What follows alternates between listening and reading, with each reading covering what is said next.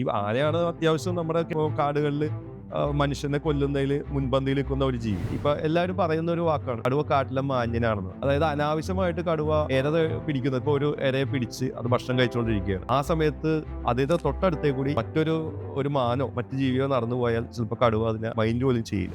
ബന്ദിപ്പൂര് ഞാൻ എൻ്റെ ഒരു സുഹൃത്തും അത് ഏകദേശം ഒരു 2012 ഞങ്ങൾ പോയി കഴിഞ്ഞപ്പോൾ അന്ന് അവിടെ മലയാളിയായിട്ടുള്ള ഒരു സന്തോഷമുണ്ട്, കോട്ടയംകാരനാണ്.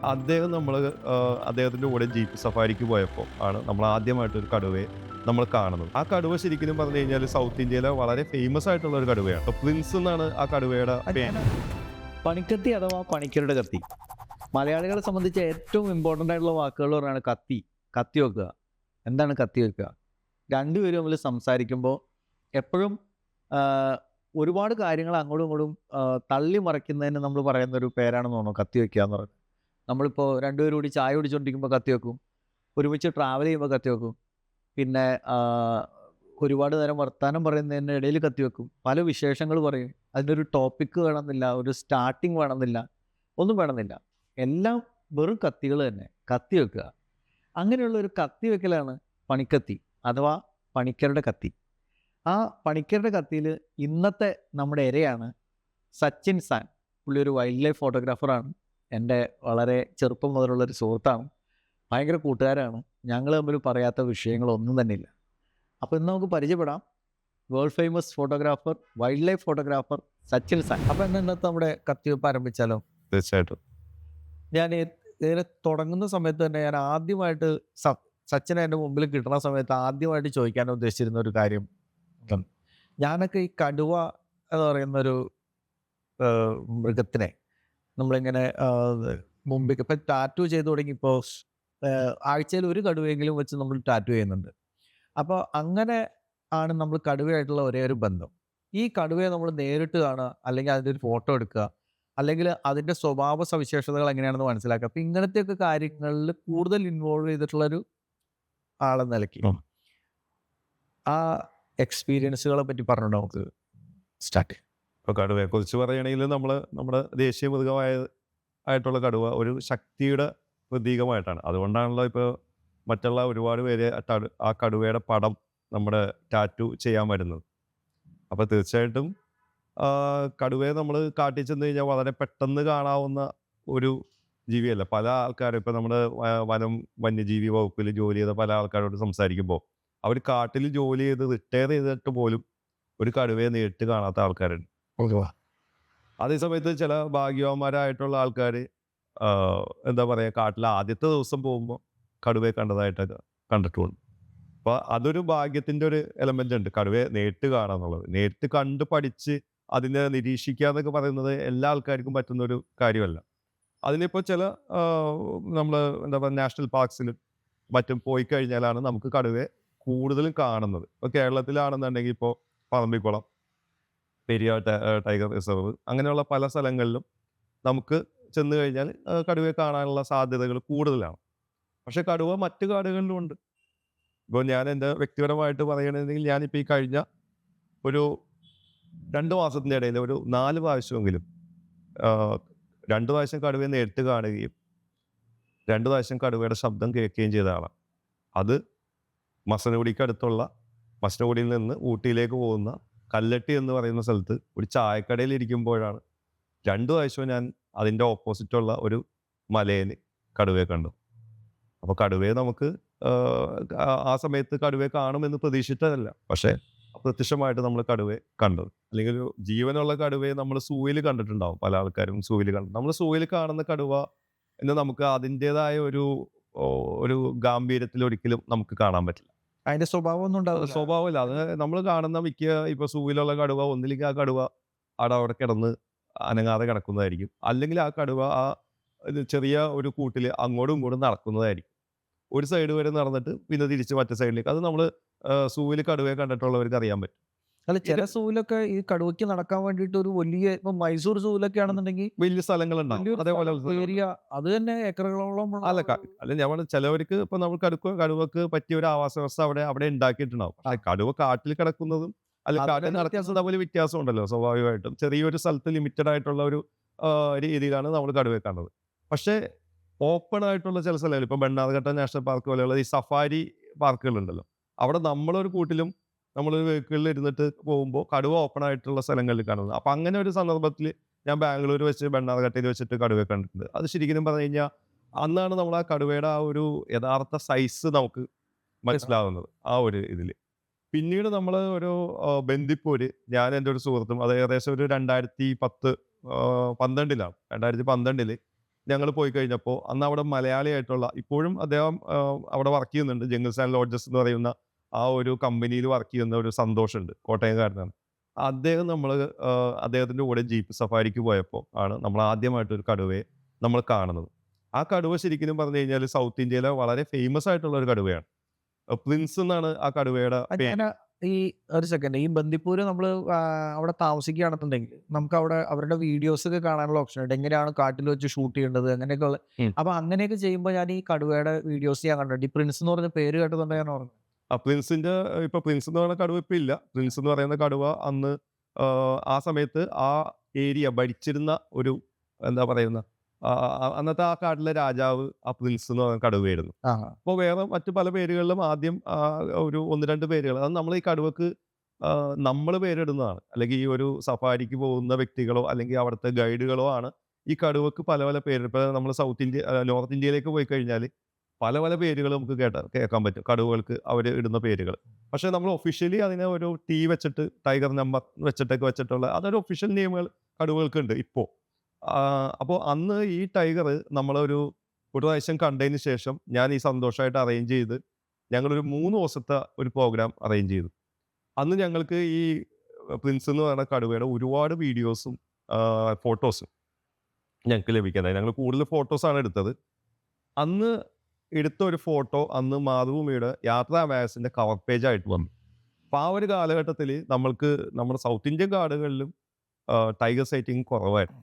അപ്പോൾ ആ സമയത്ത് ഒരുപാട് പേര് അത് ശ്രദ്ധിക്കുകയും എനിക്ക് ഒരുപാട് ഒത്തിരി പേര് ആയിട്ട് എന്താ പറയുക ഒത്തിരി പേര് റെക്കഗ്നൈസ് ചെയ്ത ഒരു പിക്ചറാണ് ഈ കടുവയുടെ ഈ പ്രിൻസിൻ്റെ ഒരു പടം. അത് യാത്രാ മാഗസിൻ്റെ കവർ ഷോട്ടായിട്ട് വന്ന ഒരു പടമാണ്. അത് മാതൃഭൂമിയിൽ ആദ്യമായിട്ടാണ് ഒരു പുറമേ നിന്നുള്ള ഒരു വ്യക്തിയുടെ പടം അവർ കവർ ഷോട്ട്. അതിനുശേഷം പിന്നീട് ഒരുപാട് പേരുടെ വന്നിട്ടുണ്ട്.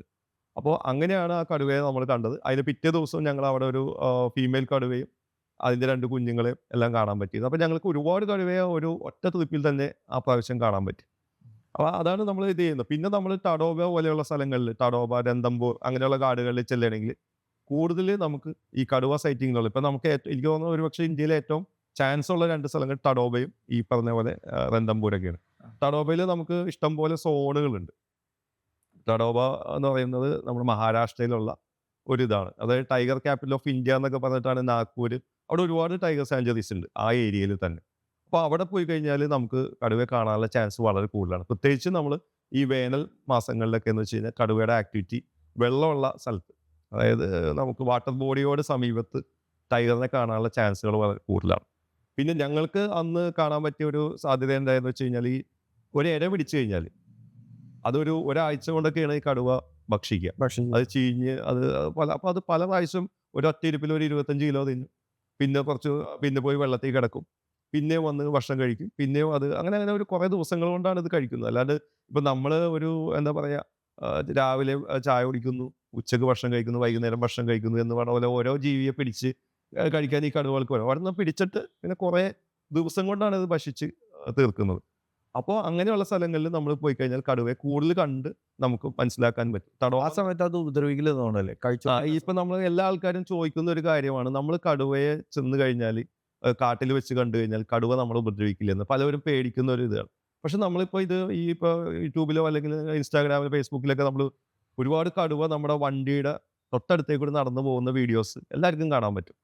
അതെന്ന് വെച്ചാൽ കടുവ നമ്മൾ ഒരിക്കലും അതിൻ്റെ ഒരു ഇരയായിട്ട് കാണുന്നില്ല.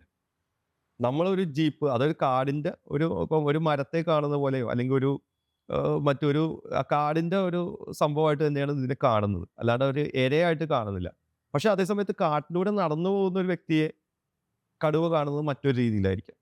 അതിന് ഭീഷണിയായിട്ടോ മറ്റോ ആയിരിക്കും. പക്ഷെ അതേസമയത്ത് നമ്മൾ വണ്ടിയിൽ ഇരിക്കുന്നിടത്തോളം സമയം ഈ കടുവ ചില ഇൻസ്റ്റൻസ് ഒക്കെ ഉണ്ടായിട്ടുണ്ട്. ചിലപ്പോൾ കടുവ വണ്ടിയുടെ നേരെ ചാർജ് ചെയ്യുന്ന സംഭവങ്ങളൊക്കെ ഉണ്ടായിട്ടുണ്ടാവും. പക്ഷെ എന്നാൽ പൊതുവെ കടുവ ഇപ്പം എല്ലാവരും പറയുന്ന ഒരു വാക്കാണ്, കടുവ കാട്ടിലെ മാന്യനാണെന്ന്.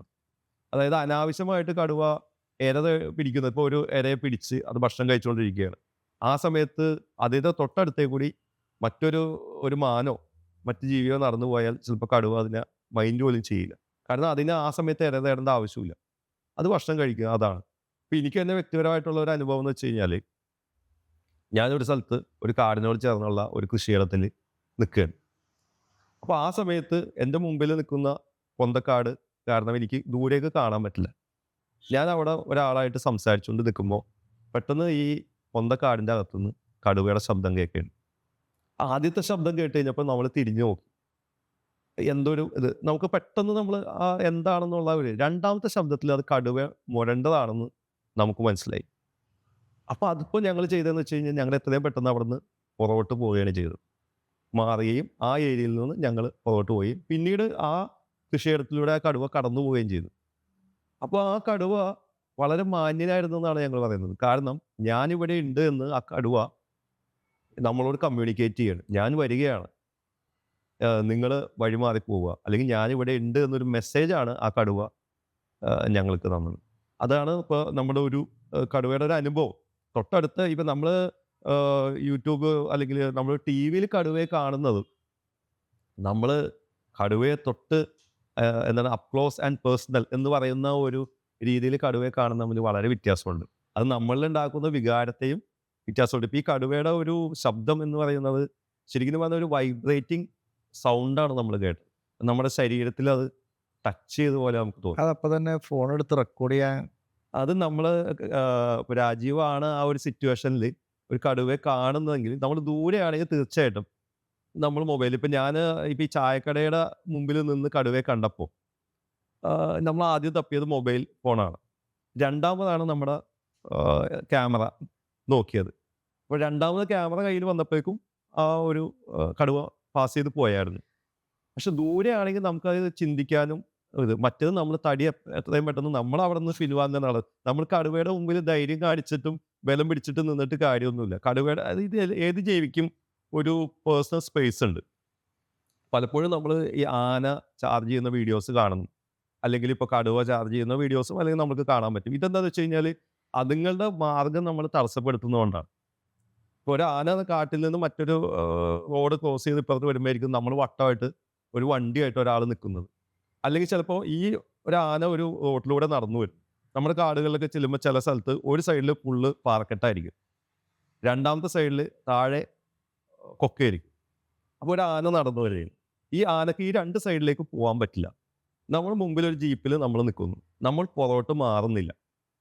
അപ്പോൾ സ്വാഭാവികമായിട്ട് ആനക്ക് പോകാനൊരു സ്ഥലം ഇല്ലെങ്കിൽ അത് മുന്നോട്ട് തന്നെയാണ് വരികയാണെങ്കിൽ ആ ആന അത് നമ്മളെ കടന്നു പോകാൻ ശ്രമിക്കും.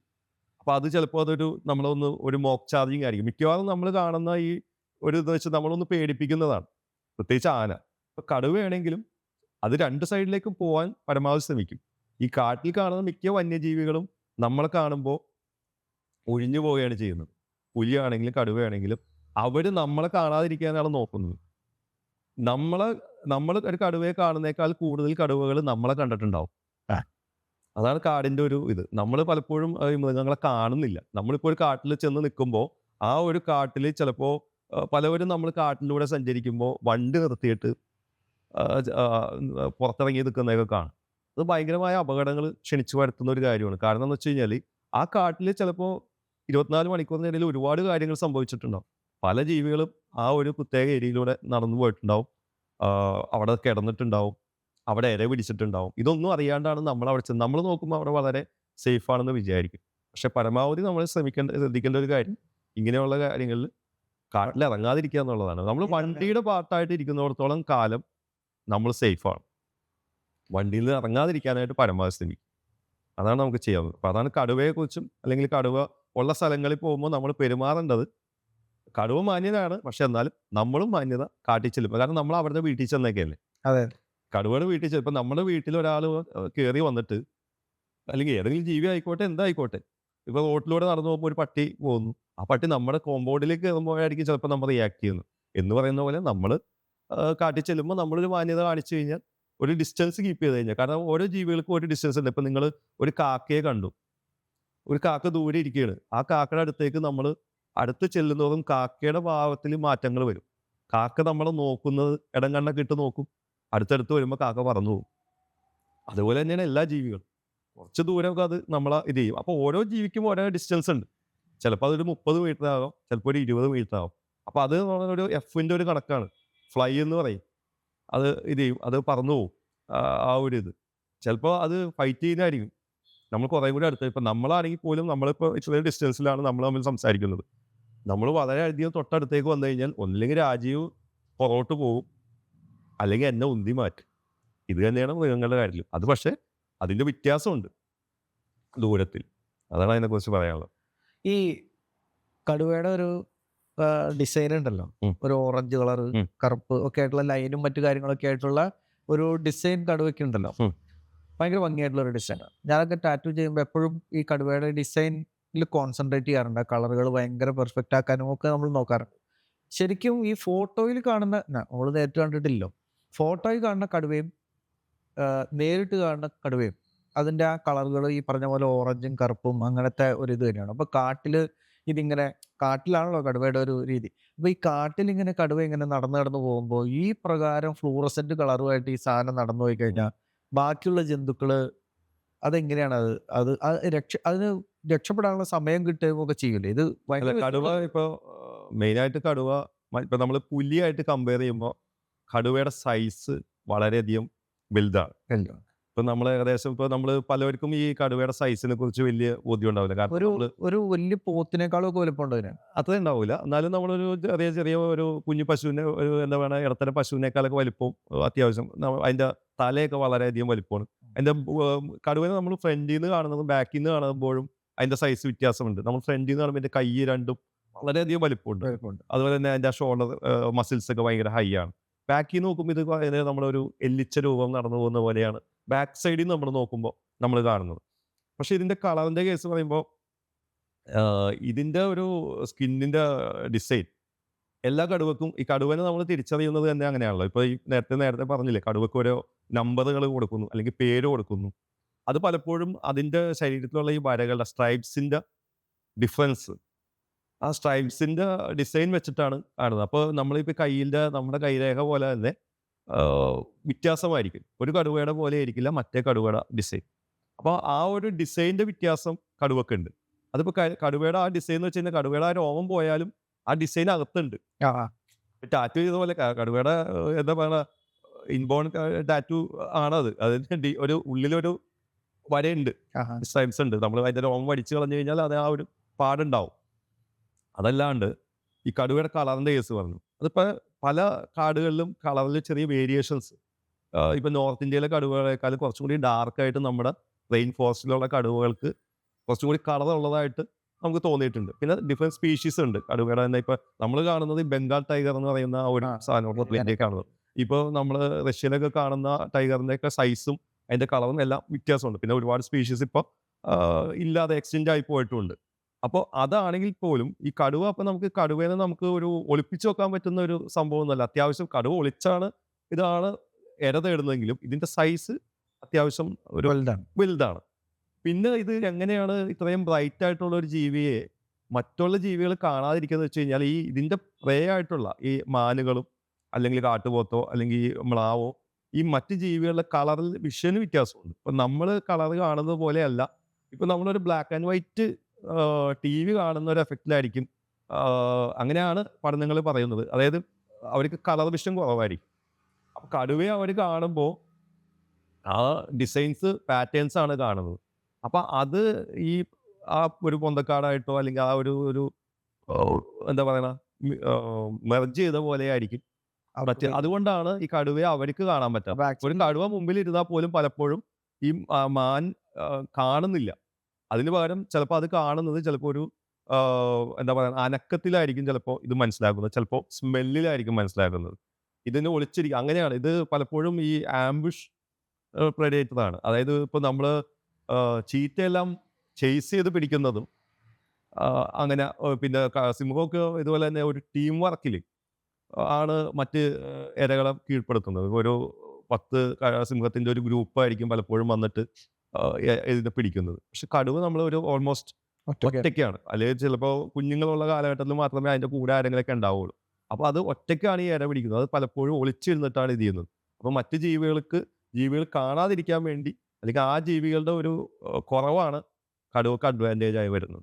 അപ്പോൾ നമ്മൾ പെട്ടെന്ന് കടുവയെ പലപ്പോഴും കാടിൻ്റെ അകത്ത് നമുക്ക് ഇതിൻ്റെ ഈ കളർ വ്യത്യാസം ഉള്ളതുകൊണ്ട് ഇപ്പം ഞാൻ നേരത്തെ മസനഗുഡി റോട്ടിൽ കടുവയെ കണ്ടപ്പോൾ കടുവ വളരെയധികം ദൂരെയാണ്. എങ്കിൽ പോലും ഈ ഓറഞ്ച് ആയിട്ട് ബ്രൈറ്റ് ആയിട്ടുള്ള കളർ മൂവ് ചെയ്യണത് കണ്ടിട്ടാണ് എനിക്കത് മനസ്സിലായത്. ഞാൻ അതിൻ്റെ വീഡിയോ എടുക്കുകയും ചെയ്തായിരുന്നു അന്ന്. എന്നാ ഇതിന് ഭയങ്കര രസകരമായിട്ട് എനിക്ക് തോന്നിയിട്ടുള്ളൊരു സംഭവം എന്താണെന്ന് വെച്ചാൽ, പണ്ട് നമ്മൾ ചെറുപ്പമൊക്കെ ഈ ബാലരമ, ബോബനും മോളിയും അങ്ങനെയൊക്കെ ആയിരുന്നല്ലോ. ബാലരമയിൽ ശിക്കാരി ശംഭു എന്ന് പറഞ്ഞിട്ടുള്ളൊരു കഥാപാത്രത്തിനെ പറ്റിയിട്ട് പറയുന്നത്. അപ്പോൾ ശിക്കാരി ശംഭു എന്താ ചെയ്യണമെന്ന് വെച്ചാൽ, പുള്ളി ഇങ്ങനെ ഒളിച്ചും പതുങ്ങിയും വെടിവെക്കാനായിട്ട് ഇങ്ങനെ കാട്ടിക്കൂടെ പോകാം. ആൾ ഭയങ്കര പേടിത്തൊണ്ടനാണ്. പുള്ളി കുറച്ച് റെസ്റ്റ് എടുക്കാം എന്ന് വിചാരിച്ചിട്ട് പുള്ളി ഒരു പാറപ്പുറത്തിരുന്നു. അപ്പോൾ പാറപ്പുറത്തിരുന്നപ്പോൾ പുള്ളി ഇങ്ങനെ ഈ പാറപ്പുറത്ത് ഇങ്ങനെ നോക്കിയിട്ട്, ആഹാ നല്ല രസമുള്ള കാട്ടിൽ ആരോ ഒരു തലയണ കൊണ്ടൊന്നും മറന്നു വെച്ചിരിക്കുന്നു.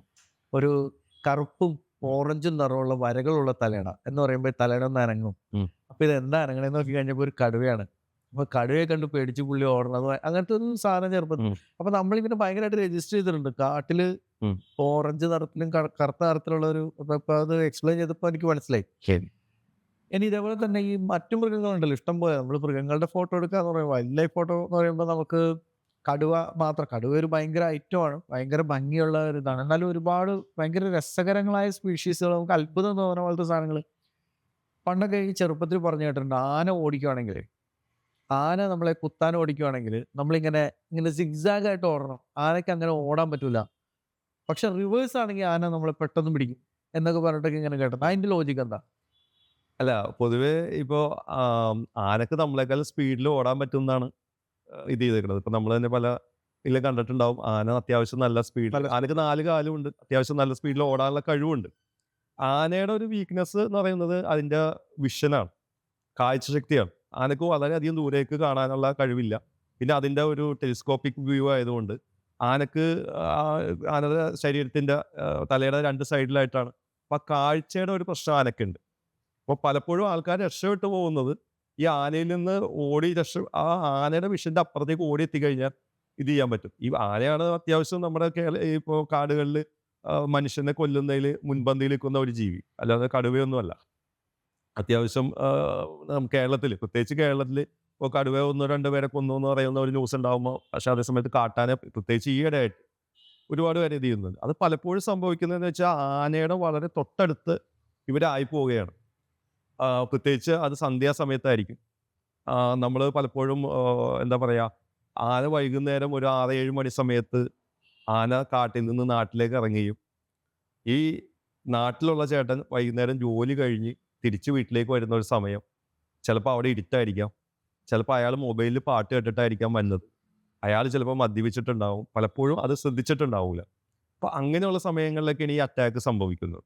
അപ്പോൾ അത് മുൻകൂട്ടി അതിൽ നിന്ന് രക്ഷപ്പെടാനായിട്ട് എന്ന് പറയുന്നത് ഇപ്പോൾ സിക്സാഗായിട്ട് അത് പലരും പറഞ്ഞു കേട്ടിട്ടുണ്ട്. ഇപ്പോൾ വ്യക്തിപരമായിട്ട് എന്നെ ഒരു കാട്ടാന അങ്ങനെ ഓടിച്ചിട്ടില്ല. അപ്പോൾ അതുകൊണ്ട് പക്ഷെ പലവരും നമ്മളോട് ഈ കാട്ടിൽ പോയ അല്ലെങ്കിൽ കാട്ടിൽ സ്ഥിരമായി പോകുന്ന ഗൈഡുമാർ അല്ലെങ്കിൽ കാട്ടിൽ താമസിക്കുന്ന ആദിവാസികളൊക്കെ ഇതുപോലെയുള്ള പല കാര്യങ്ങൾ പറയും. ഇപ്പോൾ മസനഗുഡി സൈഡിൽ തന്നെയുള്ള അല്ലെങ്കിൽ ഇപ്പുറത്തുള്ള മുകളിലോട്ടുള്ള മലയിലുള്ള ഒരു ഗ്രാമക്കാരൻ എന്നോട് പറഞ്ഞത്, ചേട്ടാ താഴോട്ട് ഓടിയാൽ ആന പുറമേ കൂടി കല്ല് തട്ടിയിടും എന്ന് പറഞ്ഞിട്ടൊരിത്, കാലുകൊണ്ട് കല്ല് തട്ടിയിടും എന്നൊരു കാര്യം എന്നോട് പറഞ്ഞത്.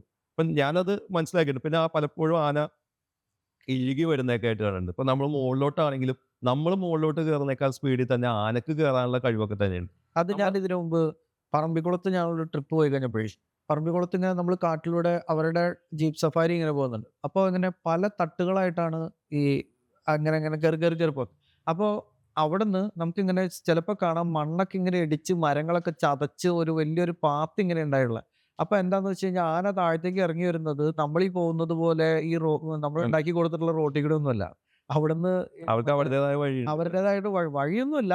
അതിന്റെ മുകളിൽ ഇരുന്നിട്ട് നമ്മൾ മറ്റേ ഈ വണ്ടർലാൻഡിലൊക്കെ പോയിട്ട് മറ്റേ ഇത് കാല് മടക്കിയിട്ട് ഇരുന്നിങ്ങോട്ട് പോരും. ഒരു പ്രത്യേക രീതിയിൽ ഇരുന്നിങ്ങോട്ട് വരുവാന്ന് പറഞ്ഞു.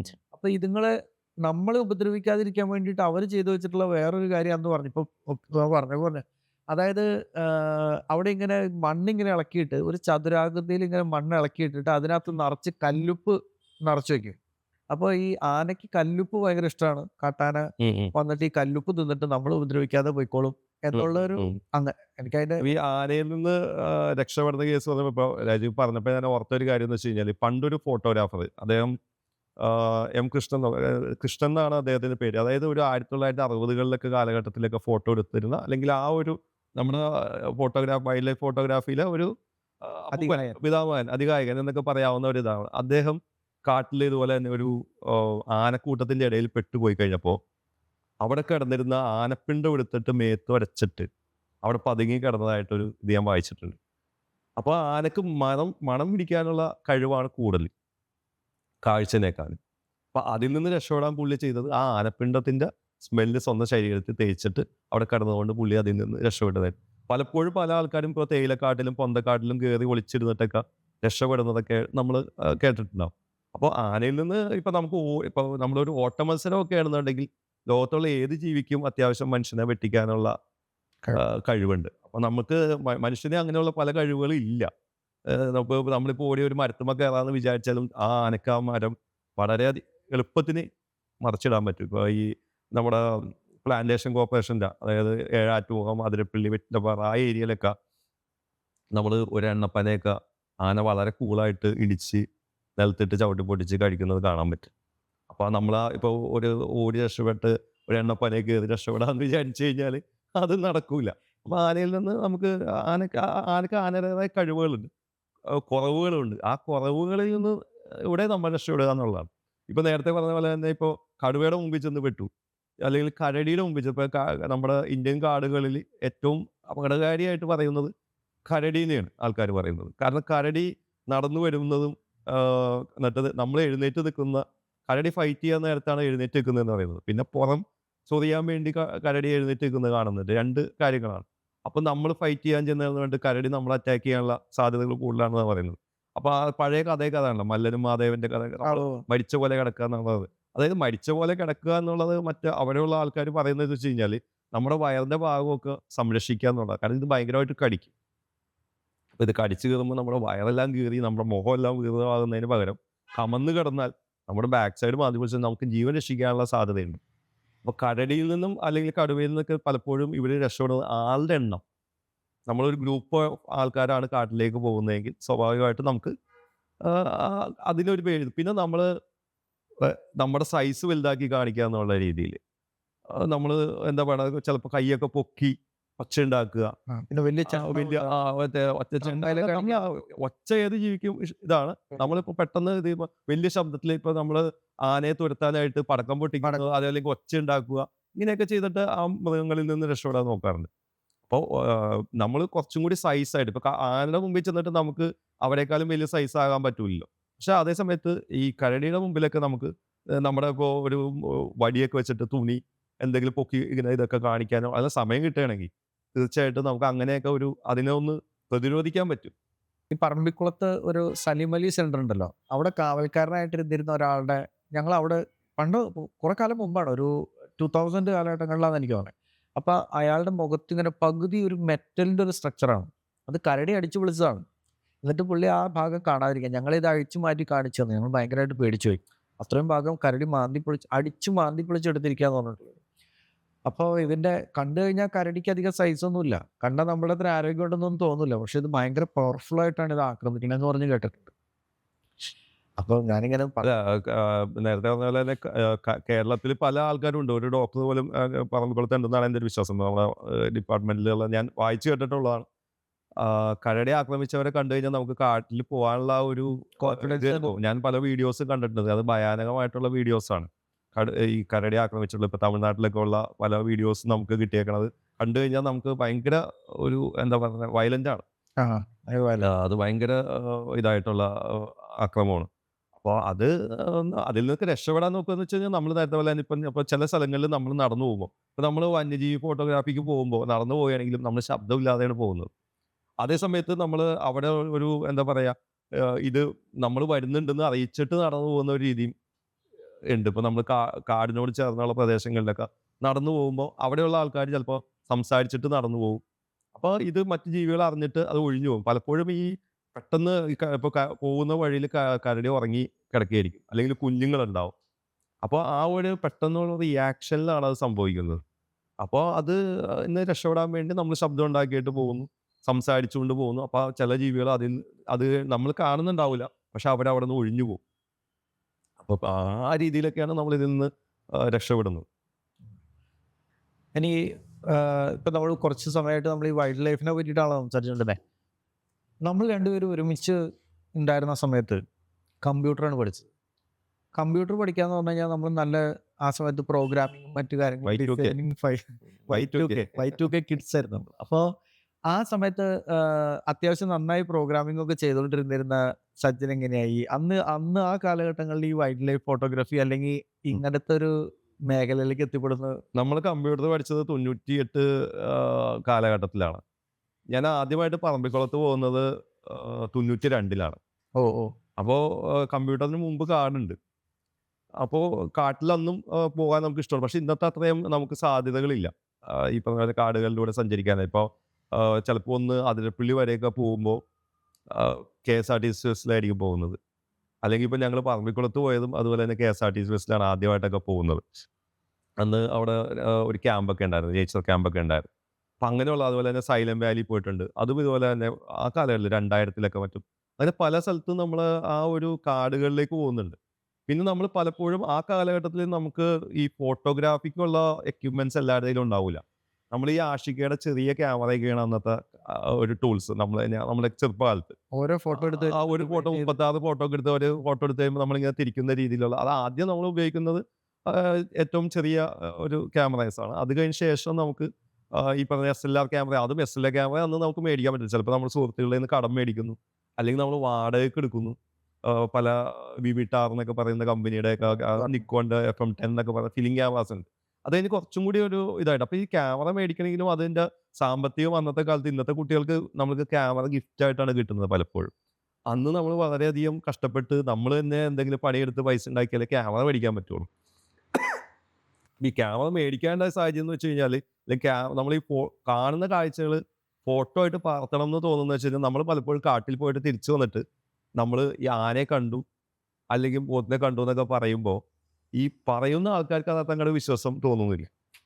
പിന്നെ ഈ കണ്ട കാഴ്ചകൾ നമുക്ക് അത് ഭാവിയിൽ പകർത്തി വെക്കണം. അപ്പം ഞാൻ ആ സമയ കാലഘട്ടത്തിൽ, അല്ലെങ്കിൽ നമ്മുടെ ഒരു ചെറുപ്പകാലത്ത് ഈ നാഷണൽ ജോഗ്രഫിക്കിൻ്റെ ബുക്കുകൾ ഒരു ലൈബ്രറിയിൽ വരും. അപ്പോൾ അതൊക്കെ പോയിട്ട് നമ്മൾ നോക്കുമ്പോൾ ഈ ഫോട്ടോസൊക്കെ കാണുമ്പോൾ നമുക്ക് ഭയങ്കര ഒരു ആവേശം വരുന്നു. പിന്നെ ഒരു ഫ്രണ്ട് ലൈൻ എന്ന് പറഞ്ഞിട്ടൊരു മാഗസിൻ ഉണ്ടായിരുന്നു. അതിനകത്ത് ഇഷ്ടം പോലെ ഈ ഇന്ത്യയിലെ വൈൽഡ് ലൈഫിൻ്റെ കുറേ ആർട്ടിക്കിൾസ് ഒക്കെ വരും. നമ്മൾ മലയാളിയായിട്ടുള്ള G. ഷഹീദ് എന്ന് പറയുന്ന സാറ് അതിനകത്തൊക്കെ എഴുതുമായിരുന്നു. അപ്പോൾ അതൊക്കെ ഒരു ഇതാണ്. പിന്നെ അന്നത്തെ പഴയ ആൾക്കാർ ഇപ്പോൾ ഈ ജിം കോർബറ്റിന്റെ ഒക്കെ പുസ്തകങ്ങൾ വായിച്ചു കഴിഞ്ഞാൽ ഈ പറഞ്ഞ കടുവയോടൊക്കെ നമുക്ക് ഇത് ഭയങ്കര ജിം കോർബറ്റ് മാത്രമല്ല, ഇപ്പം ഞാൻ എൻ്റെ ചെറുപ്പകാലത്ത് ഒരു മലയാള പരിഭാഷ കെന്നത്ത് ആൻഡേഴ്സന്റെ ഒരു ബുക്കാണ് എനിക്ക് കിട്ടിയത്. നരഭോജി കടുവ. നരഭോജി, അത് ഒരു സീരീസ് ഓഫ് ബുക്ക് ഉണ്ട്. പിന്നീട് ഞാൻ ഇതിൻ്റെ ഈ കെന്നത്ത് ആൻഡേഴ്സന്റെ ഫുൾ ബുക്കുകൾ സ്വന്തമായിട്ട് ഞാൻ മേടിക്കുകയും ചെയ്തു. അന്ന് ബാംഗ്ലൂർ പോയിട്ടാണ് ഇത് കിട്ടിയത്. പെൺകടുവകളെ പറ്റിയിട്ടൊക്കെ പറയുമ്പോൾ ഉണ്ടല്ലോ, പുള്ളി വളരെ അവൾ എന്നൊക്കെ പറഞ്ഞിട്ടൊക്കെ അതിനകത്ത് പറഞ്ഞേക്കണം. അപ്പോൾ നമുക്കിങ്ങനെ ഈ ഒരേ സമയം അവൾ അവിടെ പ്രസവിച്ച് കിടക്കുകയായിരുന്നു എന്നൊക്കെ പറഞ്ഞിട്ടൊക്കെ അതിനകത്ത് പറഞ്ഞിട്ടുണ്ടാവും. അപ്പൊ നമുക്ക് ഭയങ്കര ഇന്റിമസി തോന്നും. നമുക്ക് ഈ ആ എഴുത്തിനോട് ഭയങ്കര ഒരു, എനിക്ക് തോന്നുന്നത് അതിന്റെ ട്രാൻസ്ലേഷന്റെ കൂടി ഒരു ബ്യൂട്ടി ഉണ്ടെന്ന് എനിക്ക് തോന്നുന്നു. പക്ഷെ ഭയങ്കര രസമുള്ള പുസ്തകം. എനിക്ക് ജിം കോർബറ്റിനേക്കാൾ കൂടുതൽ വായിച്ചിട്ട് ഇഷ്ടപ്പെട്ടിട്ടുള്ളത് കെന്നത്ത് ആൻഡേഴ്സൺ. അതെന്താന്ന് വെച്ച് കഴിഞ്ഞാൽ, ഒന്ന് നമ്മുടെ സൗത്ത് ഇന്ത്യൻ കാടുകളാണ്. പിന്നെ ഈ പറയുന്ന പല സ്ഥലങ്ങളിലും നമ്മൾ പോയിട്ടുണ്ട്. ഇപ്പോൾ കെന്നത്ത് ആൻഡേഴ്സൺ ഇപ്പോൾ മോഴാർ കാടുകളെ കുറിച്ച്, അവിടെയുള്ള ആനക്കട്ടി എന്ന് പറയുന്ന സ്ഥലം, അല്ലെങ്കിൽ മസനഗുഡി, അല്ലെങ്കിൽ മാനന്തവാടി, ഇങ്ങനെയുള്ള പല സ്ഥലങ്ങളിലും സഞ്ചരിച്ചിട്ട് കെന്നത്ത് ആൻഡേഴ്സൺ വേട്ടയാടിയിട്ടുണ്ട്. അപ്പം നമ്മൾ ഈ സ്ഥലങ്ങളിലെല്ലാം സഞ്ചരിക്കുമ്പോൾ നമുക്ക് ആ ഒരു കെന്നത്ത് ആൻഡേഴ്സന്റെ ഒരു ഇത് നമുക്ക് കിട്ടും. ഈ ജിം കോർബറ്റ് മറ്റേ പറയുന്ന ഉത്തരാഖണ്ഡിലുള്ള കാടുകൾ നമുക്ക് അത്രയും പരിചയമില്ല. അപ്പൊ അത് ആ ഒരു വ്യത്യാസമുണ്ട്. ജിം കോർബറ്റ് ആണ് ചിലപ്പോൾ കൂടുതൽ ഒരു ഇന്റർനാഷണലി അറിയപ്പെടുന്നതെങ്കിലും മലയാളി വായനക്കാർക്ക് ഇഷ്ടപ്പെടാൻ സാധ്യതയുള്ളത് കെന്നത്ത് ആൻഡേഴ്സൺ തന്നെ. ഈ ഫോട്ടോ എടുക്കാൻ വേണ്ടിയിട്ട് അല്ലെങ്കിൽ ഇതിന് വേണ്ടിയിട്ട് ഒരു എന്താ ഏറുമാടമൊക്കെ കെട്ടി കാത്തിരിക്കണതിനെ പറ്റിയിട്ടും മറ്റേ അവിടെ ദൂരെ ഒരു ആടിനെ കെട്ടിയിട്ടിട്ട് ഇത് വരുന്നത് വെയിറ്റ് ചെയ്തിരിക്കുക എന്നൊക്കെ പറഞ്ഞിട്ട് ഇങ്ങനെ ഭയങ്കര ഒരു, പുള്ളി ചിലപ്പോൾ അത് ചെയ്തിട്ടുണ്ടാവും, ചിലപ്പോൾ ചെയ്തിട്ടുണ്ടാവില്ലായിരിക്കാം. പക്ഷെ പുള്ളി എഴുതിയിട്ടുള്ളത്, ഞാൻ ഈ എഴുത്തിന്റെ ഒരു എഴുത്ത് കൂടുതലായിട്ട് ഇഷ്ടപ്പെടുന്ന ആള്, എനിക്ക് അത് വിഷ്വലൈസ് ചെയ്യാൻ പറ്റും. ഉം. അപ്പോൾ ഞാനിങ്ങനെ നമ്മളവിടെ പോയതുപോലെയും പുള്ളിയുടെ കൂടെ ഈ ഏറുവാട കെട്ടാൻ കൂടുന്നത് പോലെയും നമ്മളവിടെ വെയിറ്റ് ചെയ്തിരുന്നിട്ട് മറ്റേ ആടിന്റെ അടുത്തേക്ക് പതുക്കെ കടുവ നടന്നു വരുന്നു, നരഭോജി കടുവ. ഉം. അപ്പോൾ ഇങ്ങനെ വരുന്നു. അപ്പോൾ വരുന്ന സമയത്ത് പുള്ളി അതിന് വേണ്ടിയിട്ട് ഇങ്ങനെ വെയിറ്റ് ചെയ്തിരിക്കുന്നു. ഉം. ഭയങ്കര രസമുള്ള വിഷ്വലൈസേഷൻ ആണ്. എനിക്കത് ഭയങ്കരമായിട്ട് ഇഷ്ടം തോന്നിയിട്ടുണ്ട്. അല്ല, അന്നത്തെ കാലത്ത് ഈ പറഞ്ഞ പോലെ തന്നെ ഈ ഒരു നരഭോജി കടുവ വന്നു കഴിഞ്ഞാൽ ഗവൺമെന്റ് അതിനെ കൊല്ലാനുള്ള ഇത് ഏർപ്പാടാക്കുന്നുണ്ട്. അപ്പൊ അന്ന് ഈ കെന്നത്ത് ആൻഡേഴ്സണും അല്ലെങ്കിൽ ജിം കോബർട്ടൊക്കെ അതിനകത്ത് സൂപ്പർ സ്റ്റാർസ് ആണെങ്കിൽ അതേപോലെ തന്നെ ഒരുപാട് പേര് ഈ അടുത്ത കാലത്ത് വരും. അത് പല ബുക്കുകളുണ്ട്, പല ആൾക്കാരും ഉണ്ട്. അതിപ്പോ നമുക്ക് അവൈലബിൾ ആണ്, വായിക്കാൻ പറ്റും.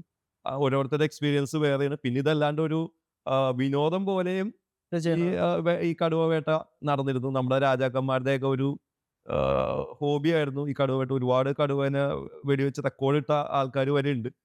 പിന്നെ എനിക്ക് തോന്നുന്നത് ഇന്ത്യയിൽ അതിൻ്റെ ഒരു ടൂറിസം വരെ ഉണ്ടായിരുന്നു. ഒരു 72-ലോ മറ്റോ അത് നിരോധിക്കുന്ന കാലഘട്ടം വരെ ടൈഗർ ഹണ്ടിങ്, ട്രോഫി ഹണ്ടിങ്ങിന് വേണ്ടി ഇന്ത്യയിൽ ഫോറിനേഴ്സ് വരികയും ഈ ജിം കോബർട്ടൊക്കെ അതിന്റെ ഭാഗമായിട്ട് പ്രവർത്തിച്ച പോലെയും സംഭവങ്ങളൊക്കെ പറയുന്നുണ്ട്. പിന്നെ ഇതിന്റെ ഒരു കുഴപ്പങ്ങൾ കണ്ടപ്പോഴാണ് അവരൊക്കെ കൺസർവേഷൻ എന്നുള്ള ആംഗിളിലേക്ക് വരുന്നത്. ഈ എല്ലാ ഇതുപോലത്തെ ഹണ്ടേഴ്സ് അവസാന കാലഘട്ടത്തിൽ ഒരു കൺസർവേഷൻ ലൈനിലേക്ക് വന്നിട്ടുമുണ്ട്. ഇപ്പൊ നമുക്ക് ക്യാമറ വെച്ചിട്ടാണ് നമ്മൾ ഷൂട്ടിങ്, ആ വ്യത്യാസമേ ഉള്ളൂ. പിന്നെ ഇപ്പൊ അധികം എണ്ണമില്ല. ഇപ്പൊ കടുവ എണ്ണമൊക്കെ പക്ഷെ നമ്മൾ കൂടുന്നതാണ് ഡാറ്റ കാണിക്കുന്നത്. അല്ലെങ്കിൽ ആൾക്കാർ കൂടുതൽ ഈ മൊബൈലൊക്കെ വന്നതിന് ശേഷമേ ഓരോ സ്ഥലങ്ങളിൽ നിന്നുള്ള സൈറ്റിങ്സ് നമുക്ക് കിട്ടുന്നുണ്ട്. ഇപ്പൊ നമ്മൾ തന്നെ ഇപ്പൊ CCTV ഒക്കെ വന്നു കഴിഞ്ഞപ്പോൾ തന്നെ പുലി ഇറങ്ങി എന്ന് പറയുമ്പോൾ, പണ്ട് കാലത്ത് പുലി ഇറങ്ങി എന്ന് പറയുമ്പോൾ ആൾക്കാർ പറയും അത് പുലിയല്ലായിരിക്കാം, കാട്ടുപൂച്ചയായിരിക്കും, അല്ലെങ്കിൽ വേറെ മറ്റ് ചെറിയ കുഞ്ഞു ഇതുണ്ടല്ലോ കാട്ടുപൂച്ചകൾ, മറ്റ് ഇതൊക്കെ ഉണ്ട്, അതൊക്കെ ആയിരിക്കാം എന്ന് പറയും. പക്ഷെ ഇന്നിപ്പോ നമുക്ക് ഇതിനൊക്കെ തെളിവുണ്ട്. അപ്പോൾ അതുകൊണ്ടാണ് ഇത് കൂടുതലായതിൻ്റെ അല്ല, നമുക്ക് കൂടുതൽ ഫോട്ടോസും മറ്റത് അവൈലബിൾ ആയിട്ട് കിട്ടുന്നുണ്ട്. അപൂർവ ജീവികൾ എന്ന് പറഞ്ഞാൽ പോലും നമുക്ക് ഫോട്ടോസ് കിട്ടുന്നുണ്ട്. കാരണം എല്ലാവരുടെയും ഒരു ക്യാമറയുണ്ട്. വണ്ടിക്ക് പോകുമ്പോൾ പെട്ടെന്ന് ഒരു കടുവയോ പുലിയോ കണ്ടാലും അല്ലെങ്കിൽ മറ്റൊരു ജീവിയെ കണ്ടാലും ആൾക്കാർ ഫോട്ടോ എടുക്കുന്നു. അതുകൊണ്ട് നമുക്കത് കൂടുതൽ ഇന്നത്തെ കാലത്ത് അത് കാണാൻ പറ്റും. ഇതിപ്പോ എല്ലാ മേഖലയിലും ഈ പറഞ്ഞ പോലെ ഒരു എവല്യൂഷൻ ഉണ്ടായിട്ടുണ്ട്. ഇപ്പൊ ടാറ്റു മാത്രമൊന്നുമല്ല, ഇപ്പൊ നമ്മൾ ഫോട്ടോഗ്രാഫിയുടെ കാര്യം പറഞ്ഞില്ലേ, അതിലാണെങ്കിൽ ക്യാമറകളിൽ എന്തൊരു, ഇപ്പൊ നേരത്തെ നമ്മൾ യാഷിക ക്യാമറ, പണ്ടൊരു കൊഡാക് KB10 എന്ന് പറയുന്ന ഒരു ക്യാമറയുടെ ഒരു വിപ്ലവം ഉണ്ടായിരുന്നു. എല്ലാവരുടെ കയ്യിലും ഒരു കൊഡാക് KB10. അത് മാറിയിട്ട് പിന്നെ ക്യാമറകൾ Nikon, Canon, Sony, Fuji film, അങ്ങനെ ഒത്തിരി പഴയ ഫിലിമിന്റെ ഒരു കാലഘട്ടം ഉണ്ടായിരുന്നു. പിന്നെ അതിന് ശേഷമാണ് നമുക്കിപ്പോ ഒരു ഡിജിറ്റൽ കാലഘട്ടം വന്നു, DSLRന്റെ കാലഘട്ടം വന്നു, ഇപ്പൊ മിറർലെസിന്റെ ഒരു കാലഘട്ടം വന്നു. ഇപ്പൊ ഇനിയിപ്പോ ഒരു AIയുടെ ഒരു കാലഘട്ടത്തിൽ എങ്ങനെയാണ് ഇനിയിപ്പോ നമ്മൾ ഫോട്ടോ എടുക്കുമ്പോൾ ഇപ്പൊ തന്നെ പല കമാൻഡ് ഉപയോഗിച്ചിട്ട് ഫോട്ടോ എടുക്കുന്നതും റെക്കോർഡിങ്ങും പല കാര്യങ്ങളും നടക്കുന്നുണ്ട്. ഒരുപാട് മാറ്റങ്ങൾ വരുന്നുണ്ട്. പിന്നെ ഇതെല്ലാം വളരെ എക്സ്പെൻസീവായി മാറിക്കൊണ്ടിരിക്കുന്ന ഒരു ഇതുകൊണ്ട് നമുക്ക് പണ്ട് കാലത്ത് നമുക്ക് ഒരു ക്യാമറ മോഡലുകൾ കുറവായിരുന്നെങ്കിൽ ഇന്നിപ്പോൾ നമുക്ക് ഒരുപാട് ഓരോ പ്രൊഫഷൻ അനുസരിച്ചിട്ടുള്ള, ഇപ്പം നമ്മൾ വൈൽഡ് ലൈഫ് ഫോട്ടോഗ്രാഫിയെ സംബന്ധിച്ച് ഐ ട്രാക്കിംഗ് എന്നൊക്കെ പറയുന്ന സംഭവങ്ങൾ, ഇപ്പോൾ ഒരു ജീവിയുടെ കണ്ണ്, ഇപ്പോൾ ഫോട്ടോയുടെ ജീവൻ എന്ന് പറയുന്നത് അതിൻ്റെ കണ്ണിൻ്റെ ഫോക്കസ് ആണെന്നൊക്കെ പറയും. അപ്പോൾ ആ കണ്ണ് ഫോക്കസ് ചെയ്യുന്ന, ട്രാക്ക് ചെയ്യുന്ന, അല്ലെങ്കിൽ ഒത്തിരി അഡ്വാൻസ്ഡ് ആയിട്ടുള്ള ഓപ്ഷൻസ് ഈ ക്യാമറയുടെ അകത്ത് തന്നെയുണ്ട്. അതിപ്പോൾ ഒരു പക്ഷേ ടാറ്റൂവിലും ഇങ്ങനെയുള്ള AI ടെക്നോളജികളൊക്കെ ഇനി വരുമായിരിക്കും അല്ലേ? ടാറ്റൂല് AI ഒക്കെ ഇഷ്ടം പോലെ ഉണ്ട്. ഞാൻ ഇഷ്ടം പോലെ ഉപയോഗിക്കാറുണ്ട്. അതായത് നമുക്കിപ്പോൾ ഒരു പുതിയ ഡിസൈൻ ജനറേറ്റ് ചെയ്യണമെങ്കിൽ നമുക്ക് AIയുടെ ഹെൽപ്പ് നമുക്ക് യൂസ് ചെയ്യാം. അത് നമുക്ക് ആലോചിച്ചാൽ മനസ്സിലാക്കാൻ, ഇതൊരു AI എങ്ങനെ ഉപയോഗിക്കാം എന്നുള്ളത് ഒരു സാധാരണ മനുഷ്യന്റെ കോമൺ സെൻസ് ആണെന്നാണ് എൻ്റെ ഒരു തോന്നല്. അതെങ്ങനെയാണെന്ന് വെച്ച് കഴിഞ്ഞാൽ, ഇപ്പം നമ്മൾ വെറുതെ ആലോചിച്ച് നോക്കിയാൽ മനസ്സിലാക്കാൻ പറ്റും. ഒരു ഡിസൈൻ എനിക്ക് പ്രിപ്പയർ ചെയ്യണം. എൻ്റെ ഡിസൈൻ വേണ്ടത് നമ്മൾ ഒട്ടും പ്രതീക്ഷിക്കാത്ത ഒരു ഐഡിയ ആണ് എന്ന് വിചാരിച്ചു. ഇപ്പോൾ ഉദാഹരണത്തിന് എന്താണ്, ഒരു കരടി തോക്കെടുത്ത് ഒരാളെ വെടിവെക്കുന്ന ഒരു പടമാണ് എനിക്ക് വേണ്ടത്.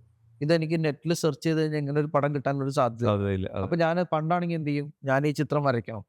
അപ്പോൾ എൻ്റെ ക്ലയൻറ്റിന് കരടി തോക്കെടുത്ത് വെടിവെക്കുന്ന പടമാണ് വേണ്ടതെങ്കിൽ ഞാൻ ഈ പടത്തിൻ്റെ ഒരു 2ഓ 3ഓ ടൈപ്പ് പടം ഞാൻ വരയ്ക്കും. എന്നിട്ട് ഞാൻ അയാൾക്ക് കൊടുക്കും. അയാൾക്കത് ഇഷ്ടമായില്ലെങ്കിൽ ഞാൻ എന്ത് ചെയ്യണം, 4ാമത് ഒരെണ്ണം കൂടി വരയ്ക്കണം, അത് കാണിക്കും. ഇഷ്ടമായില്ലെങ്കിൽ എന്ത് ചെയ്യണം, 5ാമത് ഒരെണ്ണം കൂടി വരയ്ക്കണം. അതും ഇഷ്ടമായില്ലെങ്കിൽ ഞാൻ ഇത് പോടങ്ങാതി എന്ന് പറഞ്ഞിട്ട് ഈ സാധനം ഉപേക്ഷിക്കുകയല്ലേ ചെയ്യാൻ പറ്റുള്ളൂ. ഇന്നൊരു പുതിയൊരു പ്രോംപ്റ്റ് മതി. ഇതങ്ങനെയല്ല. ഇത് ഞാൻ എൻ്റെ പ്രോംപ്റ്റ് വഴി ഞാൻ AI-ൽ ഇത് 50 എണ്ണം ഒരുമിച്ച് ഉണ്ടാക്കണേ. ഈ 50 എണ്ണം അയാളുടെ മുമ്പിൽ പ്രസന്റ് ചെയ്യണേ. അത് ഇഷ്ടപ്പെട്ടില്ലെങ്കിൽ അടുത്ത 50 പിടിച്ചോ എന്ന് പറഞ്ഞ് നമുക്ക് കൊടുക്കുക നിമിഷനേരം കൊണ്ട്. അപ്പോൾ ഞാനിതൊരു ഉദാഹരണം പറഞ്ഞതാണ്, ഏറ്റവും ചെറിയ ഉദാഹരണം പറഞ്ഞതാണ്. എനിക്ക് AI കൊണ്ട് ചെയ്യാൻ പറ്റാവുന്നതിൻ്റെ ഏറ്റവും ചെറിയൊരു ഉദാഹരണം പറഞ്ഞത്. ഇനി ഒരു വലിയൊരു ഡിസൈൻ നമുക്ക് കിട്ടിക്കഴിഞ്ഞാൽ ആ ഡിസൈൻ നമുക്ക് ഒരു ടാറ്റൂവിൻ്റെ പരുവത്തിലേക്ക് മാറ്റാൻ ഇപ്പോൾ AI-ൽ നിമിഷ നേരം മതി. ഓക്കെ. മനസ്സിലായോ? അങ്ങനെയൊക്കെ ഒരുപാട് കാര്യങ്ങൾ അല്ല ഇതിനകത്ത് ഫോട്ടോഗ്രാഫിയിലെ ഒരു സംഭവം എന്ന് വെച്ച് കഴിഞ്ഞാൽ ഇപ്പൊ വൈൽഡ് ലൈഫിൽ ചില സമയത്ത് ചില ആൾക്കാർ നമുക്ക് വാട്സാപ്പിൽ കുറച്ച് ഈ ഫോർവേഡ് ചെയ്ത് തരും. പ്രത്യേകിച്ചും ഈ നമ്മളെ അമ്മാവന്മാർ ഫോർവേഡ് ചെയ്യുന്ന പോലെ അല്ല ചില കിളികളുടെയൊക്കെ പടം. AI കിളികൾ. ഇത് ഭയങ്കര ഡിസൈനൊക്കെ ആയിരിക്കും. ഭയങ്കര റിച്ച് കളേഴ്സ് ഭയങ്കര ഡിസൈനൊക്കെ ആയിരിക്കും. അപ്പൊ ഇത് കണ്ടു കഴിയുമ്പോൾ നമുക്കറിയാൻ പറ്റും ഇത് ഇങ്ങനൊരു കിളി നമ്മുടെ ഭൂമിയിലില്ല. പക്ഷെ ഇവരിത് വളരെ സീരിയസ് ആയിട്ട് നമ്മളോട് ചോദിക്കും. ഇത് ഏത് രാജ്യത്തുള്ളതാണ് ഇങ്ങനെ. ഇപ്പൊ ഈ അടുത്ത കാലത്തുള്ള മറ്റൊരു പ്രവണത എന്ന് വെച്ച് കഴിഞ്ഞാൽ ഈ വൈൽഡ് ലൈഫ് സംഭവങ്ങൾ AI ആയിട്ട് വരുന്നുണ്ട്. അതായത് ഒരാള് കാറ് തുറന്ന് പുറത്തോട്ട് ഇറങ്ങുന്നു. ഒരു കടുവ വന്ന് ചാടി കയറി പിടിക്കുന്നു. അയാളെ തൂക്കിയെടുത്തുകൊണ്ട് പോകുന്നു. അല്ലെങ്കിൽ ഈ അടുത്ത ദിവസം കണ്ട ഒരു വീഡിയോ എന്ന് വെച്ച് കഴിഞ്ഞാൽ ഒരു പാമ്പ് ഏഹ്, പുറത്തോട്ട് ചാടുന്നു. ഒരു കാനയിലേക്ക് പോകുന്നു. അപ്പോൾ ഒരു കീരി അതിനെ കടിച്ച് പുറത്തോട്ട് എടുത്തുകൊണ്ട് വരുന്ന ഒരു സീൻ. ഇതെല്ലാം AI ആണ്. ഇത് AI ഇതും തമ്മിൽ തിരിച്ചറിയുക എന്നുള്ളതാണ് ഇപ്പോഴത്തെ ഏറ്റവും വലിയൊരു ചലഞ്ച്. ഈ അടുത്ത് നമ്മുടെ ഏഴാറ്റുമുഖം ഭാഗത്തോ കൊരട്ടി ഭാഗത്തോ അവിടെ എവിടെയോ ഒരു വീടിന്റെ ഉമ്മറത്ത് ഒരു പുലി വന്നിട്ട് ഒരു പട്ടി തിരിച്ച് കുരച്ചു കഴിഞ്ഞപ്പോൾ പുലി അത് AI അല്ല. അത് CCTV ക്യാമറ. അങ്ങനത്തെ CCTV ഇതേപോലത്തെ ദൃശ്യങ്ങളില്ലേ? അത് ഇഷ്ടം പോലെ അല്ല അത് വരുന്നുണ്ട്. അതൊരു കടുവ എന്തോ മരുന്നടിച്ച പോലെ നിൽക്കുന്നതും ഒരാള് കള്ളുകുടിയന്റെ അടുത്ത് വന്ന് നിന്നിട്ട് അയാൾ തടയി കൊടുക്കുന്ന പോലത്തെ ഒരു വീഡിയോ AI വീഡിയോ ഇറങ്ങിയായിരുന്നു. ഇതിപ്പോ ശരിക്കും പറഞ്ഞു കഴിഞ്ഞാൽ AI ആണോ അല്ലെന്നുള്ളത് നമുക്ക് വളരെയധികം ശ്രദ്ധിക്കേണ്ട ഒരു കാര്യമാണ്. അത് ഒത്തിരി സാധനങ്ങൾ ഇപ്പൊ ഒരു ആം, പുലി ചേസ് ചെയ്യുന്ന ഒരു വീഡിയോ ട്രെയിനിന്റെ പുറത്തോട്ട് ചാടി കയറുന്നു. ഇങ്ങനെയുള്ള വീഡിയോസ് ഒക്കെ കാണുന്നു. പക്ഷെ അത് നമുക്ക് സൂക്ഷിച്ചു നോക്കി കഴിഞ്ഞാൽ മനസ്സിലാവും. ഭയങ്കര രസമുള്ള ഒരു വീഡിയോ ഞാൻ ഈ അടുത്ത് കണ്ടത്. അത് ഈ പറഞ്ഞ പോലെ ആ, ആ, ഒരു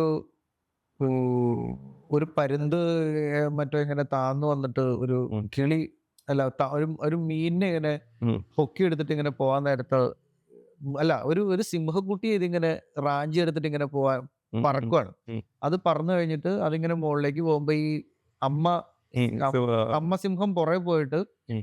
ഇതൊന്ന് ആയം എടുക്കാൻ വേണ്ടി ഒന്ന് കുനിഞ്ഞ സമയത്ത് ആ പരുന്തിന്റെ പിടിച്ച് കടിച്ചു പിടിച്ച് എടുക്കുന്ന ഒരു വീഡിയോ ഞാൻ കണ്ടത്. നല്ലതാണ്. ഇപ്പൊ ഉം. ഇത്രയും പറഞ്ഞു കഴിഞ്ഞപ്പോ എനിക്ക് ഞാൻ ഇത് AI ആണെന്ന് പറഞ്ഞാൽ ഇത് ഒറിജിനൽ ആണെന്ന് നീ അല്ലാതെ പറയുമ്പോ പലപ്പോഴും ഇത് നമ്മുടെ ഇപ്പൊ ഈ വന്യജീവി ഫോട്ടോഗ്രാഫിക്ക് ഇഷ്ടപ്പെടുന്ന ചില ഗ്രൂപ്പുകളുണ്ടല്ലോ നമ്മുടെ. അതിനകത്തൊക്കെ ആ ഫോട്ടോഗ്രാഫേഴ്സ് തന്നെ ചിലപ്പോൾ അവർക്ക് സംശയവും ഇത് AI ആണെന്നുള്ളത്. ആ. ഈ വീഡിയോസ്. അത് നമുക്കൊന്നിനെ ഇതിപ്പോ വിശ്വസിക്കാൻ പറ്റാത്ത ഒരു കാലഘട്ടമാണ്. പക്ഷെ അത് സൂക്ഷിച്ച് നോക്കിക്കഴിഞ്ഞാല് ആ. ഇപ്പൊ ഞാൻ കഴിഞ്ഞ ദിവസം ഒരു ബ്ലാക്ക് മാമ്പ എന്ന് പറഞ്ഞിട്ട് ലോകത്തെ ഏറ്റവും സ്പീഡിൽ സഞ്ചരിക്കുന്ന ഒരു പാമ്പുണ്ട്. പാമ്പുണ്ടാവുക. അപ്പൊ അതും ഒരു ഹണി venomous ആയിട്ടുള്ള ഒരു വെനമസ് ആയിട്ടുള്ള ഹണി ബാജ് എന്ന് പറഞ്ഞിട്ട് ആഫ്രിക്കൻ ഭൂഖണ്ഡത്തിലുള്ളതാണ്. അതിന്റെ ഒരു വീഡിയോ ഉണ്ടായിരുന്നു. അപ്പൊ നമ്മൾ വീഡിയോ ആദ്യം ഞാനത് കണ്ടപ്പോൾ ശരിക്കും ഇത് ഒറിജിനൽ ആണെന്ന് വിചാരിക്കുകയും വളരെയധികം സൂക്ഷിച്ചു നോക്കുമ്പോൾ ഇതിന്റെ ഗ്രാഫിക്സ് ഒന്നും അങ്ങോട്ട് മറ്റേ കണക്കുകളൊന്നും ശരിയാവുന്നില്ല. ഗംഗാധര എന്ന് പറഞ്ഞ പോലെ ഗ്രാഫിക്സ് അങ്ങോട്ട് ശരിയാകണില്ല. മൊത്തത്തിലൊരു സ്പെല്ലിംഗ് മിസ്റ്റേക്ക്. അപ്പോഴാണ് നമുക്കത് AI ആണെന്ന് മനസ്സിലാകുന്നത്. നമ്മൾ ഒറ്റ നോട്ടത്തിൽ ചിലപ്പോൾ പലപ്പോഴും ഈ ടൈറ്റിൽസ് ഇപ്പൊ നമ്മള് യൂട്യൂബിലൊക്കെ കാണുന്ന പോലെ നമ്മള് തംബ്നെയിൽസ് ഈ AI ജനറേറ്റഡ് ആയിരിക്കും. ഇത് ഒട്ടും ഒരു മൊത്തത്തിൽ അങ്ങോട്ട് പൊരുത്തപ്പെടൂല. നമ്മൾ പഠിച്ച ഒരു നാച്ചുറൽ ആ മൊമെന്റുമായിട്ട് അല്ലെങ്കിൽ നമുക്കറിയാവുന്ന അത് ഇങ്ങനെയൊക്കെ ചെയ്യുമോ എന്ന് വിചാരിക്കുന്ന മറ്റേ കിക്ക് ചെയ്യുന്നൊക്കെ രീതിയിലൊക്കെ ആയിരിക്കും ചിലപ്പോൾ ഇപ്പൊ നേരത്തെ പോലെ സിംഹം ചാടി വീഴുന്നതൊക്കെ ആ ചാട്ടമൊന്നും അത്ര ഒറിജിനാലിറ്റി ഉണ്ടാവില്ല. അങ്ങനെ ഒരു AI ടെക്നോളജി കൊണ്ട് നമുക്ക് പക്ഷേ AI ടെക്നോളജി വന്യജീവി സംരക്ഷണത്തിലൊക്കെ ഒത്തിരി ഹെൽപ്ഫുൾ ആകുന്നുണ്ട് ഇപ്പോൾ. പ്രത്യേകിച്ച് നമ്മൾക്ക് മാൻ ആനിമൽ കോൺഫ്ലിക്റ്റ് കുറയ്ക്കാനൊക്കെ ആയിട്ട് AI ഉപയോഗിക്കുന്നുണ്ട്. ഇപ്പോൾ കേരളത്തിൽ ഉപയോഗിച്ച് തുടങ്ങിയിട്ടുണ്ട് പലയിടത്തും. അത് വന്യജീവികൾ വരുമ്പോൾ ആ ജീവി ഏതാണ്, ആ സമയം അതൊക്കെ കണ്ടിട്ട് ആ ശബ്ദം ഉണ്ടാക്കുകയും മുൻകൂട്ടി അലർട്ട് സെറ്റ് ചെയ്യുന്ന രീതിയിലൊക്കെ ഉള്ള ഇപ്പോൾ കോയമ്പത്തൂരും മറ്റും അതിൻ്റെ പല പ്രോജക്റ്റുകളും നടക്കുന്നുണ്ട്. ഈ ബ്ലാക്ക് മാമ്പയുടെ കാര്യം പറഞ്ഞപ്പോൾ എൻ്റെ മനസ്സിൽ തോന്നിയ ഒരു ഇതാണ്. അതായത് ഈ ഡോക്ടേഴ്സിൻ്റെ കാര്യം പറയണ പോലെ ഓരോ മേഖലയിൽ സ്പെഷ്യലൈസ് ചെയ്ത ഡോക്ടർമാർ വന്ന് ഇടത്തെ ചെവിക്ക് ഒരു ഡോക്ടർ, വലത്തെ ചെവിക്ക് വേറെ ഡോക്ടർ എന്ന് പറയുന്ന പോലെ അത്രയും സ്പെസിഫിക് ആയിട്ട് ഉള്ള ഈ വൈൽഡ് ലൈഫ് ഫോട്ടോഗ്രാഫർമാരിൽ പാമ്പിൻ്റെ മാത്രം ഫോട്ടോ എടുക്കുന്നവർ, അതേപോലെ ചില പെർട്ടിക്കുലർ ടൈപ്പ് ഓഫ് കിളികളുടെ മാത്രം ഫോട്ടോ എടുക്കുന്നവർ, അല്ലെങ്കിൽ ഒരു ജീവിയുടെ മാത്രം ഫോട്ടോ എടുക്കുന്ന അങ്ങനത്തെ ഒരു കാറ്റഗറി തീർച്ചയായിട്ടും ഉണ്ട്. അത് ഓരോ ഇൻഡിവിജ്വൽ താല്പര്യങ്ങൾ അനുസരിച്ചിട്ട് ഇപ്പോൾ പാമ്പുകളെ ഇഷ്ടപ്പെടുന്നവരുണ്ടാവും. ഞങ്ങളുടെ ഫോട്ടോഗ്രാഫി ഈ മാത്രം ഈ പാമ്പുകളുടെ മാത്രം ടാറ്റു ചെയ്യുന്ന ഒരു ആർട്ടിസ്റ്റ് ഞാൻ നെറ്റിൽ കണ്ടിട്ടുണ്ട്. അത് ഈ ഹെൽപ്പിംഗ് എന്ന് പറഞ്ഞിട്ട് മറ്റേ ചെയ്യുന്ന പരിപാടികൾ ഇപ്പൊ ബേഡേഴ്സിന്റെ ഗ്രൂപ്പുകൾ കേരളത്തിൽ ഇപ്പൊ എനിക്ക് തോന്നുന്നത് ഏറ്റവും കൂടുതൽ ഉള്ള ഒരു നമ്മൾ ഫേസ്ബുക്ക് ഗ്രൂപ്പിലൊക്കെ ഉള്ളതെന്ന് വെച്ച് കഴിഞ്ഞാൽ കേരള പക്ഷികളുടെ ഒരു ഗ്രൂപ്പും ഉണ്ട്. അതേപോലെ തന്നെ പാമ്പുകളുടെ ഒരു ഗ്രൂപ്പ് ഉണ്ട്. നമുക്ക് എന്ത് ഐഡന്റിഫിക്കേഷനും ഇപ്പോൾ നമുക്ക് എല്ലാ ആൾക്കാർക്കും എല്ലാ കിളികളുടെ പേരുകളൊന്നും അറിയാൻ പറ്റൂല. അപ്പോൾ നമ്മൾ സാധാരണ രീതിയിൽ ഈ ഗ്രൂപ്പിലേക്ക് ഇട്ടിട്ട് ഐഡി ഹെൽപ്പ് ചോദിച്ചു കഴിഞ്ഞാൽ അവർ നമുക്ക് പറഞ്ഞു തരും ഇത് ഇന്ന കിളിയാണെന്നുള്ളത്. അതേപോലെ തന്നെ പാമ്പിന്റെ കാര്യത്തിലാണെന്നുണ്ടെങ്കിലും ബട്ടർഫ്ലൈസിന്റെ കാര്യം ഇതൊക്കെ എക്സ്പെർട്ട് ആയിട്ടുള്ള ഒരുപാട് പേര് നമ്മുടെ നാട്ടിലുണ്ട്. പിന്നെ ഒരു ഫോട്ടോഗ്രാഫർക്ക് ഇതിന്റെ എല്ലാത്തിന്റെയും സയന്റിഫിക് നെയിമും അല്ലെങ്കിൽ മറ്റു കാര്യങ്ങളൊന്നും പഠിക്കാൻ പറ്റണമെന്നില്ല. ഇപ്പൊ ബേഡ്സിന്റെ ഒക്കെ ആണെന്നുണ്ടെങ്കിൽ പലപ്പോഴും ഒരു കിളിയുടെ പേര് തന്നെ കഴിഞ്ഞ 10 കൊല്ലത്തിന്റെ ഇടയിൽ 2-3 പ്രാവശ്യം ചെറിയ ചെറിയ മാറ്റങ്ങൾ വന്നിട്ടുണ്ടാവും. പഴയ പേരായിരിക്കില്ല. ഇപ്പൊ ബ്ലൂ ജേ എന്ന് പറഞ്ഞ കിളി പിന്നെ ഇന്ത്യൻ റോബിൻ എന്നൊക്കെ പറഞ്ഞിട്ട് അല്ല ഇന്ത്യൻ സോറി വേറെ മറ്റു പല പേരുകളും നമ്മൾ ആദ്യം ഒരു പേരായിരിക്കും. അതിനുശേഷം അതിനെ മറ്റൊരു പേരിലേക്ക് മാറ്റും. അതിനുശേഷം ഒന്നും കൂടി അതിനെ പരിഷ്കരിക്കും. ചിലപ്പോൾ ഈ ബേഡ്സ് തന്നെ 2-3 സബ് സ്പീഷീസ് ആയിട്ട് മാറും. ഇപ്പോൾ നമ്മളൊരു പാമ്പിന്റെ കാര്യം പറയുകയാണെങ്കിൽ ഇന്ന കേരളത്തിന്റെ ഭൂപ്രകൃതി 3ആയിട്ട് ഡിവൈഡ് ചെയ്തിട്ട് ഇന്ന ഭാഗത്ത് കാണുന്നത് ഇന്ന പാമ്പ്, അത് തന്നെ ഇപ്പുറത്ത് കാണുമ്പോൾ മറ്റൊരു പേര്, അത് തന്നെ മറ്റൊരു സ്ഥലത്ത് കാണുമ്പോൾ 3 പേരൊക്കെയുള്ള പാമ്പുകളൊക്കെ ഉണ്ട്. പക്ഷെ അതൊക്കെ അത്രയും സയന്റിഫിക് ആയിട്ട് പഠിക്കുന്ന ആൾക്കാർക്ക് അണലിയുടെ കേസ് പറയുമ്പോൾ വെള്ളിക്കെട്ടൻ, ചേനത്തണ്ടൻ ഇങ്ങനെ അത് പ്രാദേശികമായിട്ട് പറയുന്ന പേരുകളാണ് മലയാളം. പക്ഷെ ഇംഗ്ലീഷ് ഒറ്റ പേരേ ഉള്ളൂ. വൈപ്പർ. വൈപ്പ് എന്നുള്ള ഒരു ഇതാണ് പറയുന്നത്. പക്ഷെ നമുക്ക് അതിന് 2 ടൈപ്പ് ഉണ്ട്. പക്ഷെ ഞാൻ പറഞ്ഞത് ഒരു ഫോട്ടോഗ്രാഫറിനെ സംബന്ധിച്ച് ഇതിന്റെ സയന്റിഫിക് ആയിട്ടുള്ള കാര്യങ്ങൾ നമുക്ക് അതിന്റെ ഒരു എന്താ പറയാ അതിന്റെ ഒരു സ്വഭാവം പഠിച്ചിരിക്കുന്നത് പേരിലല്ല കാര്യം, അവന്റെ സ്വഭാവം കൃത്യമായിട്ട് അറിയാം. മറ്റേത് നമുക്ക് റെഫർ ചെയ്യാനായിട്ട് അതിന്മ സ്പെഷ്യലൈസ്ഡ് PhD എടുത്ത ആൾക്കാർ നമ്മുടെ നാട്ടിൽ ഇഷ്ടം പോലെ ഉണ്ട്. നമുക്ക് അവരോടൊക്കെ സംശയം ചോദിച്ചാൽ അത് പറഞ്ഞു തരും. പക്ഷെ നമുക്കൊരു ഫോട്ടോഗ്രാഫർ എങ്ങനെ അതിനെ അപ്രോച്ച് ചെയ്യുന്നു, എത്ര സേഫ് ഡിസ്റ്റൻസ്. ഇപ്പോൾ പാമ്പിന്റെ ഒക്കെ കേസ് ഈ വൈപ്പറിന്റെ അടുത്തൊക്കെ ചെന്ന് നിന്നിട്ട് ഫോട്ടോ എടുക്കാൻ ചെന്ന് കഴിഞ്ഞാൽ അത് 360 ഡിഗ്രി തിരിഞ്ഞ് കടിക്കുമെന്നുള്ള ഒരു വിവരം നമുക്ക് വേണം. ക്യാമറയും കൊണ്ട് ഇപ്പോൾ പലപ്പോഴും മൊബൈലും കൊണ്ടൊക്കെ ആൾക്കാർ ചില കാണാറുണ്ട്. അപ്പോൾ ആ ഫോട്ടോ ഒക്കെ കാണുമ്പോൾ അല്ലെങ്കിൽ ആ വീഡിയോ കാണുമ്പോൾ നമ്മൾ ആലോചിക്കും കൊത്ത് കിട്ടാണ്ട് പിന്നെ ഇതിനെയൊക്കെ മോശമായിട്ട് ഹാൻഡിൽ ചെയ്യണ കാണുമ്പോൾ നമുക്കിതിന്റെ സയന്റിഫിക് ആയിട്ടുള്ള ആ ഒരു എന്താ പറയുക മറ്റു കാര്യങ്ങളെക്കാൾ ഉപരി ആ ഫോട്ടോഗ്രാഫിക്ക് എങ്ങനെ അതിനെ എത്ര സേഫ് ആയിട്ട് ഡിസ്റ്റൻസിൽ നിന്ന് പടം എടുക്കണം, ഏത് ആംഗിളിൽ നിന്ന് എടുക്കാൻ പറ്റും. ഇപ്പൊ ചില ജീവികളുടെയൊക്കെ പടം നമ്മൾ ഇപ്പൊ ഐ ലെവൽ എന്ന് പറയും. ഏത് സാധനത്തിന്റെ ഐ ലെവലിൽ നിന്ന് ഫോട്ടോ എടുത്തു കഴിഞ്ഞാൽ ഭംഗിയുണ്ടാവും. ഇപ്പൊ ഒരു കിളി മരത്തിന്റെ മുകളിൽ ഇരിക്കുന്ന നമ്മൾ താഴെ നിന്ന് ഫോട്ടോ എടുത്തു കഴിഞ്ഞാൽ അത്ര ഭംഗിയാവൂല. പക്ഷെ അതൊരു ഐ ലെവലിലാണെന്നുണ്ടെങ്കിൽ അപ്പൊ അതുപോലെ തന്നെ ഒരു ജീവി നമ്മൾ താഴെ നിൽക്കുന്നു, അതിന് നമ്മൾ മുകളിൽ നിന്ന് ഫോട്ടോ എടുക്കുമ്പോൾ അതിന്റെ കാഴ്ചക്ക് അതൊരു ഭംഗി ഉണ്ടാവൂല. അപ്പോൾ ആ ഒരു കാര്യമുണ്ട് അതിനകത്ത്. ഈ പേരിന്റെ കാര്യം പറഞ്ഞപ്പോൾ നമ്മളിപ്പോ കുറച്ചു കാലം മുമ്പ് എന്താ സച്ചിന് അവാർഡ് കിട്ടിയ ഒരു ചിത്രം ഉണ്ടായിരുന്നില്ലേ, ഉം. Nilgiri Martin. Wild life fund അതെ അതെ. അതിന്റെ ഒരു ഫോട്ടോ, അത് ഏറ്റവും ആദ്യം റെക്കഗ്നൈസ് ചെയ്യപ്പെട്ട ഫോട്ടോ. അത് കേരളത്തിൽ അതിനു മുമ്പും പക്ഷെ എന്നാലും അധികം പേര് അതിന്റെ പടം എടുത്തിട്ടില്ല എന്നുള്ളതാണ്. ആ. ഇപ്പോൾ ഈ അടുത്ത കാലത്ത് കുറച്ച് വീഡിയോസും മറ്റു കാര്യങ്ങളും അല്ലെങ്കിൽ കൂടുതൽ നേരത്തെ പറഞ്ഞ പോലെ ഇപ്പൊ മൊബൈലൊക്കെ എല്ലാവരുടെയും ആയതുകൊണ്ടും ക്യാമറ കൂടുതൽ ഉപയോഗിക്കുന്നതുകൊണ്ടും ആൾക്കാർ ഈ സ്പീഷീസിനെ ഇപ്പൊ ഞാൻ ആദ്യമായിട്ട് ഒരു നീലഗിരി മാർട്ടിന്റെ പടം കാണുമ്പോൾ അങ്ങനെ ഒരു പടം അങ്ങനെ സ്പീഷീസ് ഉണ്ടെന്ന് എനിക്ക് അറിയില്ലായിരുന്നു. അപ്പൊ ഞാൻ ഇതെന്ത് ജീവി എന്ന് വിചാരിച്ചിട്ടാണ് ഇതിനെ ആദ്യം കാണുന്നത്. പിന്നീട് നമ്മൾക്ക് ഇതിന്റെ ഫോട്ടോ എടുക്കണം എന്നുള്ള ഒരു താല്പര്യം നമ്മൾക്ക് വന്നു. പക്ഷേ ആ ഒരു ഫോട്ടോ എടുക്കാൻ നമുക്ക് 4 വർഷത്തോളം പ്രയത്നിക്കേണ്ടി വന്നു. അത് നമുക്ക് ടോപ്പ് സ്റ്റേഷൻ എന്ന് പറയുന്ന സ്ഥലത്ത് അല്ലെങ്കിൽ പാമ്പാട് ഷോലയിലാണ്. അപ്പം നമ്മൾ അതിനകത്തേക്ക് വരാൻ നമുക്ക് ഒരു ജീവിയെ സംബന്ധിച്ച് ചിലപ്പോൾ ചില കിളികളെ നമുക്ക് ചില സ്ഥലങ്ങളിൽ കൂടുതൽ കാണാൻ പറ്റും. നമുക്ക് അവിടെ പോയാൽ പെട്ടെന്ന് ഫോട്ടോ എടുക്കാൻ പറ്റും, അല്ലെങ്കിൽ പെട്ടെന്ന് നമുക്കൊരു നല്ല പടം കിട്ടാനുള്ള ചാൻസുകൾ കൂടുതലുണ്ടാവും. എന്ന് പറയുന്ന പോലെ ഈ നീലഗിരി മാർട്ടിൻ എന്ന് പറയുന്ന ഒരു ജീവിയുടെ എന്താ പറയുക ടെറിട്ടറി അല്ലെങ്കിൽ അതിൻ്റെ ഒരു ഏരിയ കേരളത്തിൽ മുഴുവൻ പല സ്ഥലങ്ങളിലും ഇത് കാണാൻ പറ്റും. പക്ഷെ നമുക്ക് ഈസി ആയിട്ട് കണ്ടുപിടിക്കാനും അല്ലെങ്കിൽ ഫോട്ടോ എടുക്കാനും പറ്റുന്ന ഒരു സ്ഥലം ഈ പാവാട് ഷോല നാഷണൽ പാർക്കും അതിൻ്റെ ചുറ്റുമുള്ള സ്ഥലങ്ങളാണ്. അപ്പം ഞാൻ ആ ഭാഗത്ത് എനിക്ക് നമ്മുടെ സുഹൃത്തായിട്ടുള്ള ഒരു ഗൈഡ് ഉണ്ട്, മനോഹരൻ എന്നാണ് അദ്ദേഹത്തിൻ്റെ പേര്. ഇപ്പോൾ ഇപ്പോഴും ടോപ്പ് സ്റ്റേഷനിൽ അദ്ദേഹം ഉണ്ട്. ഞാൻ ഏതാണ്ട് ഒരു 20 വർഷമായിട്ട് അവിടെ ഫാമിലി ആയിട്ട് നമ്മുടെ ഒരു കുടുംബ സുഹൃത്ത് എന്ന് പറയുന്ന ഒരു ബന്ധമാണ് പുള്ളിയായിട്ട്. അപ്പോൾ അദ്ദേഹം ഇതിനെ പലപ്പോഴും കണ്ടിട്ടുണ്ട്. അപ്പോൾ പുള്ളി എന്നോട് ഇപ്പം ഞാൻ ഈ ആഗ്രഹം പറഞ്ഞപ്പോൾ പുള്ളി എന്നോട് പറഞ്ഞതെന്ന് വെച്ച് കഴിഞ്ഞാൽ പുള്ളി തമിഴിൽ എന്നോട് പറഞ്ഞത് ലക്കിടുന്ന വീട്ടു വാസൽപ്പടി കൂടുതൽ വരലാം എന്നാണ്. ലക്കുണ്ടെങ്കിൽ നിങ്ങൾക്ക് എൻ്റെ വീടിൻ്റെ മുമ്പിൽ ഇതിൻ്റെ പടം എടുക്കാം, കാരണം എൻ്റെ വീടിൻ്റെ മുമ്പിൽ ഇത് പല പ്രാവശ്യം വന്നിട്ടുണ്ട്. പക്ഷെ ഞാനൊരു 4 കൊല്ലത്തോളം ആ ഭാഗത്തുള്ള സകലമാന കാടുകളിലും ചിലപ്പോൾ രാവിലെ പോയാൽ വൈകുന്നേരം വരെ ഒരു സ്ഥലത്ത് കുത്തിയിരിക്കുക. മഞ്ഞായിരിക്കും, ചിലപ്പോൾ തണുപ്പായിരിക്കും, അല്ലെങ്കിൽ വേനൽക്കാലമായിരിക്കും. പല സീസണിൽ നമ്മൾ പോയി കഴിഞ്ഞാൽ അപ്പോൾ ഇത് നമുക്ക് പക്ഷേ നമ്മളൊരു കാര്യം ആഗ്രഹിച്ചാൽ ഇന്നല്ലെങ്കിൽ നാളെ അത് നടക്കുമെന്ന് പറയുന്ന പോലെ ഒരു പ്രത്യേക ദിവസം ഈ ആ, ജീവി നമ്മുടെ മുമ്പിൽ 4 കൊല്ലം കഴിഞ്ഞിട്ടാണെങ്കിലും മുമ്പിൽ വന്നു.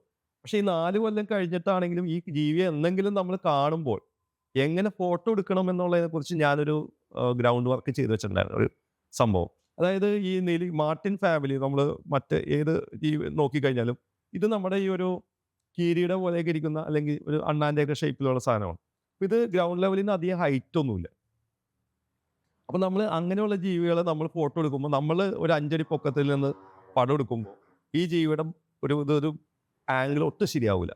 ശരി. നമ്മൾ ഗ്രൗണ്ട് ലെവലിൽ തന്നെ ഈ പടം പറഞ്ഞ ഭംഗിയാവുള്ളൂ. ഹൈ ലെവൽ ഫോട്ടോ ഹൈ ലെവലിൽ എടുക്കാൻ പറ്റും. അപ്പൊ ഞാൻ എന്ത് ചെയ്തെന്ന് വെച്ച് കഴിഞ്ഞാൽ ഇതിന്റെ കുറെ വീഡിയോസ്, അതായത് നമുക്ക് നീലേരി മാർട്ടിന്റെ വീഡിയോസ് ആ കാലഘട്ടത്തിൽ നമുക്ക് അവൈലബിൾ അല്ല. അല്ല. അതേ സമയത്ത് നമ്മുടെ നോർത്ത് ഇന്ത്യയിലുള്ള യെല്ലോ ത്രോട്ടഡ് മാർട്ടിൻ എന്ന് പറയുന്ന ഒരു ഇതുണ്ട്. ഇതിന്റെ ഒരു സ്പീഷീസ് ആണ്, സബ് സ്പീഷീസ് ആണ്. അപ്പോൾ അതിന് നമ്മൾ അതിന്റെ കുറെ വീഡിയോസ് നമ്മൾ നോക്കിയായിരുന്നു. പിന്നെ ലോകത്ത് തന്നെ പല ടൈപ്പ് മാർട്ടിൻസ് ഉണ്ട്. പൈൻ മാർട്ടിൻ എന്നൊക്കെ പറഞ്ഞിട്ട് യൂറോപ്പിലൊക്കെ കാണുന്ന പല സംഭവം. ഇതിന്റെ എല്ലാത്തിന്റെ വീഡിയോ കണ്ടു കഴിഞ്ഞപ്പോൾ നമുക്കൊരു കാര്യം മനസ്സിലായി. നമ്മൾക്ക് ഈ ജീവി നമ്മുടെ മുമ്പിൽ വന്നു കഴിഞ്ഞാൽ അധികം നേരമൊന്നും കിട്ടൂല. അത് മാത്രമല്ല ഇതിന്റെ ഒരു നല്ല ഫോട്ടോ കിട്ടാൻ ഇത്തിരി പാടാണ്. അപ്പം ഞാൻ എന്താ ചെയ്തതെന്ന് വെച്ച് കഴിഞ്ഞാൽ ഞാനിങ്ങനെ ഗ്രൗണ്ട് ലെവലിലൂടെ വരുന്ന ഈ ജീവിയുടെ പടം എടുക്കാനുള്ള ഒരു ഇത്. ഇപ്പം എൻ്റെ വീടിൻ്റെ അടുത്തുള്ള പൂച്ചയും കോഴിയൊക്കെ ആയിരുന്നു അന്നത്തെ പിന്നീട് നമ്മുടെ ട്രെയിനിങ്. ഈ ജീവികൾ വരുമ്പോൾ നമ്മൾ എങ്ങനെ ഫോട്ടോ, ഇപ്പം നമ്മൾ എഴുന്നേറ്റ് നിന്ന് കഴിഞ്ഞിട്ട് പെട്ടെന്ന് ഈ കോഴി നടന്നു വരുമ്പോൾ നമ്മൾ മുകളിൽ നിന്ന് പടം എടുത്താൽ റെഡി ആവില്ല. അപ്പം ഞാൻ മുട്ടുകുത്തി നിന്നിട്ട് ഇത് ഗ്രൗണ്ട് ലെവലിൽ നിന്ന് എടുക്കുന്ന ഒരു ടെക്നിക്ക് ഞാനത് പ്രാക്ടീസ് ചെയ്തിരുന്നു കുറേ പ്രാവശ്യം. എന്നെങ്കിലും ഈ നീലഗിരി മാർട്ടിൻ നമ്മുടെ മുമ്പിൽ വരികയാണെങ്കിൽ എനിക്ക് 1 സെക്കൻഡ് കിട്ടേ ഉള്ളൂ, അന്ന് അത് കറക്റ്റായിട്ട് എടുക്കണം. അങ്ങനെ ഞാൻ പ്രാക്ടീസ് ചെയ്തത് കൊണ്ട് ഒരു പ്രാവശ്യം ഞാൻ പാമ്പാട് ചോല നാഷണൽ പാർക്കിൻ്റെ അകത്തേക്ക് കൂടി അന്നൊരു ഹർത്താലാണ്. പണ്ട് നമ്മൾ ഈ വന്യജീവി ഫോട്ടോഗ്രാഫി ഞങ്ങളുടെ ഒരു കൂട്ടുകാരെ എല്ലാവർക്കും ഹർത്താൽ തന്നെ ഭയങ്കര ഇഷ്ടമാണ്. നമ്മൾ ഹർത്താൽ എന്നുള്ള ആ ന്യൂസ് ചാനലിൽ കാണുമ്പോൾ തന്നെ നമ്മൾ ഏതെങ്കിലും കാട്ടിൽ ചെല്ലും. അപ്പോൾ ഇതേപോലെ ഒരു ഹർത്താൽ ദിവസം മുൻകൂട്ടി കണ്ടിട്ട് നമ്മൾ പാമ്പാട് ചോലയിൽ പോവുകയും അവിടെ ചെന്ന് കഴിഞ്ഞപ്പോൾ നമ്മൾ അതിൽ നടന്നുപോയി പെട്ടെന്ന് ഇതൊരു കൂരമാനെ പിടിക്കാൻ വേണ്ടി ചേസ് ചെയ്ത് നമ്മുടെ മുമ്പിൽ വന്നു നിന്നു. ആ വന്ന് നിൽക്കുന്ന ആ സെക്കൻഡിൽ നമ്മൾ മുട്ടുകുത്തി നിന്നിട്ട് ഇതിനെ ഗ്രൗണ്ട് ലെവലിൽ നിന്ന് പടം എടുത്തു. ആ ഒരു പടത്തിന് ആ 2015 വന്യജീവി വകുപ്പിൻ്റെ മീൻസ് കേരള ഫോറസ്റ്റ് ഡിപ്പാർട്ട്മെൻറ്റിൻ്റെ ഒരു കൺസർവേഷൻ പ്രൈസ് എനിക്ക് ലഭിക്കേണ്ടായി. അപ്പോൾ അതാണ് ആ ഒരു ഇത്. അത് നമ്മൾ ഒരുപക്ഷെ ഏറ്റവും നമുക്ക് ചലഞ്ചിങ് ആയിരുന്ന, കാരണം പല പ്രാവശ്യം നമ്മൾ നിരാശയോടുകൂടി മടങ്ങിപ്പോരുന്ന വന്നിട്ടുണ്ട്. എത്ര ദിവസം നമ്മൾ അതിനു വേണ്ടി സ്പെൻഡ് ചെയ്തിട്ടുണ്ടെന്നുള്ളത് ഇതില്ല. പക്ഷേ ഇനിയിപ്പോൾ നമുക്ക് ഇപ്പോൾ പുതിയ ക്യാമറാസൊക്കെ വന്ന സ്ഥിതിക്ക് കുറച്ചും കൂടി ഫോക്കസിങ് ഫാസ്റ്റ് ആവും. കുറച്ചും കൂടി ISO സെറ്റിങ്സ്, അതായത് ലോ ലൈറ്റിൽ നമുക്ക് പടം എടുക്കാം. ഇനി ഒരു പ്രാവശ്യം കിട്ടിക്കഴിഞ്ഞാൽ ഇതിലും ഇപ്പോൾ എടുത്ത പടത്തേക്കാൾ മനോഹരമായിട്ടും അല്ലെങ്കിൽ പറ്റുമെങ്കിൽ ഒരു വീഡിയോ എടുക്കണമെന്നാണ് ഞാൻ ആഗ്രഹിക്കുന്നത്. അത് അധികം വൈകാതെ സാധിക്കുമെന്ന് തന്നെയാണ് വിചാരിക്കുന്നത്. ഞാൻ ആദ്യം നമ്മൾ ഈ നീലഗിരി മാർട്ടിന്റെ കാര്യം പറഞ്ഞപ്പോൾ ആദ്യം ഞാൻ ആലോചിച്ച ഇപ്പൊ പേരിന്റെ കാര്യം പറഞ്ഞിട്ടാണല്ലോ ഞാൻ ഇതിലേക്ക് വന്നത്. ഈ മാർട്ടിൻ എന്ന് പറയുന്ന പേര് സാധാരണ മനുഷ്യർക്കിടുന്ന പേരാണ്. ഇതെങ്ങനെ മാർട്ടൻ എന്നാണ് അതിൻ്റെ ഒരു പ്രൊനൗൺസിയേഷൻ. നമ്മൾ നീലഗിരി മാർട്ടിൻ എന്ന് പറയുമ്പോൾ അത് ആൾക്കാർ അതിന് ശരിക്കും മലയാളത്തിൽ പല മരനായ മറ്റു പല പേരുകൾ പറയുന്നുണ്ട്. നമ്മൾ ഇത് ചെയ്യുന്നുണ്ട്. പിന്നെ നമ്മൾ ഇംഗ്ലീഷിൽ നമ്മൾ പലപ്പോഴും പേരുകൾ പ്രൊനൗൺസിയേഷൻ്റെ വ്യത്യാസം ഉണ്ടാവില്ല. അപ്പോൾ കേൾക്കുന്ന ആൾ. പക്ഷേ ഞാൻ ഇതിനകത്ത് ഈ നീലഗിരി മാർട്ടിൻ്റെ കാര്യത്തിൽ എനിക്ക് എന്നെ അത്ഭുതപ്പെടുത്തിയ ഒരു കാര്യമുണ്ട്. അത് നമ്മുടെ ഇപ്പോഴത്തെ ഇപ്പോൾ രാഷ്ട്രീയമാണ്, എന്നാലും പ്രാദേശികമായിട്ട് മീൻസ് ഈ നീലഗിരി മാർട്ടിൻ അന്നത്തെ കാലത്ത് ഈ 2015 കാലത്ത് അധികം പടമൊന്നുമില്ല. അപ്പം ഞാൻ ഈ നീലഗിരി മാർട്ടിനെ കുറിച്ച് ഒരു ആർട്ടിക്കിൾ യാത്രാ മാഗസിനിൽ എഴുതി. ഈ യാത്രാ മാഗസിനിൽ ഞാൻ എഴുതിയിട്ട് അന്ന് ഞങ്ങളുടെ MLA ആയിരുന്ന VD സതീശന് ഞാൻ വഴിയിൽ മീൻസ് ഒരു ഫംഗ്ഷനിൽ കണ്ടപ്പോൾ അന്ന് ഇതിൻ്റെ കോപ്പി മേടിച്ചിട്ട് വന്ന വഴിയായിരുന്നു. അപ്പം ഞാൻ അദ്ദേഹത്തെ മീൻസ് കാരണം എൻ്റെ ഒരു ഫോട്ടോഗ്രാഫി ജീവിതത്തിൽ അല്ലെങ്കിൽ ഒരു എഴുത്ത് എന്നുള്ള ഒരു സംഭവത്തിലേക്ക് വഴി തിരിച്ചുവിട്ടത് നമ്മുടെ പ്രതിപക്ഷ നേതാവാണ് ആ കാലഘട്ടത്തിൽ. അപ്പോൾ ഞാൻ കാരണം 1-2 മാഗസിനിലേക്ക് എഴുതാൻ വേണ്ടി അദ്ദേഹം എന്നോട് ആവശ്യപ്പെട്ടിരുന്നു. ഞാൻ അവർക്ക് ആർട്ടിക്കിൾസ് എഴുതി കൊടുത്തിരുന്നു. അപ്പോൾ അങ്ങനെയാണ്. അപ്പോൾ ഞാൻ അതിൻ്റെ ഒരു ഇതായിട്ടാണ് ഫോളോ ചെയ്തപ്പോഴായിട്ട് വേണമെങ്കിൽ ഈ സാധനത്തിന് ഇദ്ദേഹത്തിനോട് പറയുന്നത് ഞാനിങ്ങനെ ഒരു ഇത്. അപ്പോൾ ഈ ഫോട്ടോ കണ്ടപ്പോൾ തന്നെ ഇദ്ദേഹം എന്നോട് പറഞ്ഞു, ഇത് നീലഗിരി മാർട്ടിനാണല്ലോ എന്ന് പറഞ്ഞു. അപ്പോൾ നീലഗിരി മാർട്ടിനാണെന്ന് പറഞ്ഞപ്പോൾ അന്ന് ശരിക്കും പറഞ്ഞാൽ വന്യജീവി ഫോട്ടോഗ്രാഫേഴ്സിന് പോലും അറിയാൻ പാടില്ലായിരുന്നു ഈ ജീവി എന്താണെന്നുള്ളത്. അല്ലെങ്കിൽ അതിൻ്റെ പേര് എല്ലാ ആൾക്കാർക്കും പൊതുജനങ്ങൾക്ക് ഇത്ര അറിയില്ലായിരുന്നു. പക്ഷേ അദ്ദേഹത്തിന് ഇതിനെക്കുറിച്ച് ധാരണയുണ്ടായിരുന്നു. കാരണം എന്താണെന്ന് വെച്ച് കഴിഞ്ഞാൽ ഞാനപ്പോൾ ചോദിച്ചു കഴിഞ്ഞപ്പോൾ എന്ന് വെച്ച് കഴിഞ്ഞാൽ നമ്മളെപ്പോലെ തന്നെ കാട്ടിൽ പോകാൻ ഇഷ്ടപ്പെടുന്ന ഒരേ വ്യക്തിയാണ് VD സതീശൻ. അദ്ദേഹം ഈ പച്ചക്കാനം എന്ന് പറയുന്ന, അതായത് പെരിയാർ ടൈഗർ റിസർവിൻ്റെ ഭാഗമായിട്ടുള്ള ഒരു സ്ഥലത്ത് ആ ഭാഗത്ത് ഒക്കെ ട്രെക്കിങ്ങിന് പോകും. മസനഗുഡിയിലും അദ്ദേഹം പോകാറുണ്ട്. അദ്ദേഹത്തിൻ്റെ സുഹൃത്തുക്കളായിട്ടുള്ളവരൊക്കെ പറഞ്ഞിട്ടുണ്ട്. ഞങ്ങൾ പേഴ്സണലി ഒരുമിച്ച് പോയിട്ടില്ല. പക്ഷെ എന്നാൽ പോലും അദ്ദേഹം പല ഇതിനും പോയിട്ടുണ്ട്. അങ്ങനെയുള്ള ഒരു വിവരം കൊണ്ടാണ് ഈ ഇതിന് അദ്ദേഹത്തിന് മനസ്സിലായത്. അപ്പോൾ ഇത് പറയാൻ കാരണം എന്താണെന്ന് വെച്ചാൽ കേരളത്തിലെ പല രാഷ്ട്രീയ നേതാക്കന്മാർക്കും നമ്മൾ പല ചടങ്ങുകളിലും ഇതുപോലെ തന്നെ പല ജീവികളെക്കുറിച്ച് അറിയാൻ പാടില്ല. ഇതിൻ്റെ പേരെന്താണ് മറ്റേ പക്ഷേ ഇദ്ദേഹത്തിന് ഇതിനെക്കുറിച്ചൊരു നല്ല ധാരണയുണ്ടായിരുന്നു. അത് എന്നെ അത്ഭുതപ്പെടുത്തിയ ഒരു കാര്യവും കൂടിയാണ്. നമ്മളിപ്പോൾ ഒരുപാട് കാര്യങ്ങൾ ഇന്ത്യയിലെ ഇതിനെ പറ്റിയിട്ടാണല്ലോ നമ്മൾ സംസാരിച്ചത്. ഈ ഇന്ത്യൻ കാടുകളിൽ മാത്രമല്ല വേറെ ഒരുപാട് ഇപ്പോൾ നമ്മൾ ആമസോൺ കാടുകൾ എന്നൊക്കെ പറഞ്ഞിട്ട് നമ്മൾ ഒരുപാട് കേൾക്കുകയും വായിക്കുകയും ഒക്കെ ചെയ്തിട്ടുണ്ട്. ഞങ്ങൾ തന്നെ ഈ ടാറ്റു അടിക്കുമ്പോൾ ഇന്ത്യൻ സ്റ്റൈൽ അല്ലാണ്ട് ആഫ്രിക്കൻ അതേപോലെ ട്രൈബൽ ടൈപ്പ് ഓഫ് ടാറ്റുകൾ ധാരാളം അടിക്കാറുണ്ട്. ഉം. പിന്നെ അതേപോലെ മൗറി സ്റ്റൈൽ എന്നൊക്കെ പറഞ്ഞിട്ടുള്ള സാധനങ്ങളൊക്കെ നമ്മൾ ഇഷ്ടം പോലെ അടിക്കാറുണ്ട്. ഉം. മൈക്ക് ടൈസന്റെ ഒക്കെ മുഖത്ത് അതൊക്കെ അങ്ങനത്തെ ചില സ്റ്റൈലിൽപ്പെട്ട സാധനങ്ങളാണ്. അപ്പോൾ അതൊക്കെ പലതും ഒറിജിനേറ്റ് നമ്മളത് എവിടുന്ന് വന്നു എന്നുള്ളത് നമ്മളിങ്ങനെ നോക്കിക്കഴിഞ്ഞാൽ അത് പലതും ആ നാട്ടിലുള്ള അവരുടെ കൾച്ചറുമായിട്ട് ബന്ധപ്പെട്ട ഒരു ഇതിൽ നിന്ന് ഉരുത്തിരിഞ്ഞു വന്നിട്ടുള്ള ഡിസൈൻസ് ആണ് പലതും. ചിലതൊക്കെ എന്ന് പറഞ്ഞു കഴിഞ്ഞാൽ അവിടുത്തെ അവർ കണ്ട് ശീലിച്ച് ഇപ്പം അവർക്ക് ഇഷ്ടം പോലെ കണ്ടു പരിചയമുള്ള ചില മൃഗങ്ങളുടെ ഷേപ്പുകളാവാം, അല്ലെങ്കിൽ ആ മൃഗങ്ങളുടെ കൊമ്പിന്റെ ഷേപ്പ് ആവാം. ഉം. ഇപ്പോൾ നമ്മൾ ചില പോത്തിൻ്റെയൊക്കെ കൊമ്പിന്റെ ഒരു സിമെട്രി ഒക്കെ ഉണ്ടല്ലോ, ആ സിമെട്രി ഒക്കെ ആണ് ഈ പല ഡിസൈനിന്റെ അടിസ്ഥാനം. അപ്പോൾ ഇന്ത്യൻ ട്രൈബ്സിൽ അതേമാതിരത്തെ ആർട്ട് വർക്കുകൾ അധികം കണ്ടിട്ടില്ലെങ്കിലും ഈ മറ്റേ ഈ പുറമെയുള്ള ഫോർ എക്സാമ്പിൾ ആഫ്രിക്കൻ വടക്കേ അമേരിക്കൻ സ്റ്റൈലുകളിലോ അല്ലെങ്കിൽ അതിലൊക്കെ ഈ ഒരുപാട് ഈ ട്രൈബൽ ഡിസൈൻസ് ഒരുപാട് കാണുന്നത് അവിടുത്തെ മൃഗങ്ങളുടെ പ്രത്യേകത കൊണ്ടാണെന്നാണ് ഞാൻ പഠിച്ചിട്ടുള്ളത്, അല്ലെങ്കിൽ അതിനെപ്പറ്റി മനസ്സിലാക്കിയിട്ടുള്ളത്. അപ്പോൾ അവിടെയൊക്കെ ഉള്ള അവിടെയൊക്കെ പോയിട്ട് അതേപോലത്തെ എന്തെങ്കിലും ഒരു ഇത് ചെയ്യാനായിട്ടൊക്കെ എന്തെങ്കിലും ട്രൈ ചെയ്ത് നമ്മൾ ഇപ്പം എല്ലാ മനുഷ്യനും സ്റ്റാർട്ട് ചെയ്തേക്കുന്നത് ആഫ്രിക്കയിൽ ആണെന്ന് പറയപ്പെടുന്നത്. അതും കെനിയയിൽ നിന്നാണെന്നാണ് പറയുന്നത്. അപ്പോൾ സ്വാഭാവികമായിട്ടും അവിടെ പോകണം എന്നുള്ളത് വലിയൊരു ആഗ്രഹം എനിക്കുണ്ടായിട്ടുണ്ട്. അത് സാധിക്കുകയും ചെയ്തിട്ടുണ്ട്. അത് വലിയൊരു കാരണം നമ്മളിപ്പോൾ ഈ മസൈമാര എന്ന് പറയുന്ന ഒരു സ്ഥലമാണ് കെനിയയിൽ ഏറ്റവും ടൂറിസ്റ്റുകൾ പോകുന്ന ഒരു സ്ഥലം. അത് ഈ മറ്റേ the Mecca of wild life tourism എന്നൊക്കെയാണ് പറയുന്നത്. അപ്പോൾ അങ്ങനെ ഒരു സാഹചര്യം കുറച്ച് വർഷങ്ങൾക്ക് മുമ്പായിട്ട് 1-2 പ്രാവശ്യം ഇപ്പോൾ 2 പ്രാവശ്യത്തിൽ കൂടുതലായി അങ്ങനെ പോകാൻ സാധിച്ചിട്ടുണ്ട്. അത് വല്ലാത്തൊരു എക്സ്പീരിയൻസ് തന്നെയാണ്. അതിൽ എടുത്തു പറയുന്നതെന്ന് വെച്ച് കഴിഞ്ഞാൽ നമ്മളിപ്പോൾ ഇവിടെ ഇന്ത്യൻ കാടുകളിലൊക്കെ ചെന്ന് കഴിഞ്ഞാൽ നമ്മളിപ്പോൾ ഒരു കാട്ടുപോത്ത് അല്ലെങ്കിൽ ഗോർ എന്ന് പറയുന്ന ജീവിയുടെ നമ്മൾ നോക്കുകയാണെങ്കിൽ ഒരു വലിയ കൂട്ടം എന്നൊക്കെ പറഞ്ഞാൽ ചിലപ്പോൾ ഒരു 5-10 ഒക്കെ ഉണ്ടാവും. കൂടി വന്ന ഒരു 30-40 അതിൻ്റെ അപ്പുറത്തേക്കുള്ള സൈസുള്ള വലിയ ഗ്രൂപ്പുകളൊന്നും നമുക്ക് കാണാൻ പറ്റില്ല. ഇപ്പോൾ മാനൊക്കെയാണെന്ന് വെച്ച് കഴിഞ്ഞാൽ ഒരു 50 ഒക്കെ ഉണ്ടാവും. പക്ഷേ ആഫ്രിക്കയിൽ നമ്മളിപ്പോൾ ഈ പറയുന്ന ഈ കാട്ടുപോത്തിൻ്റെ ഗ്രൂപ്പിനെ കാണുകയും ചിലപ്പോൾ ഒരു 10-500 ഉണ്ടാവും. വൈൽഡ് ബീസ്റ്റ് എന്നൊക്കെ പറഞ്ഞു കഴിഞ്ഞാൽ ലക്ഷക്കണക്കിനാണ്.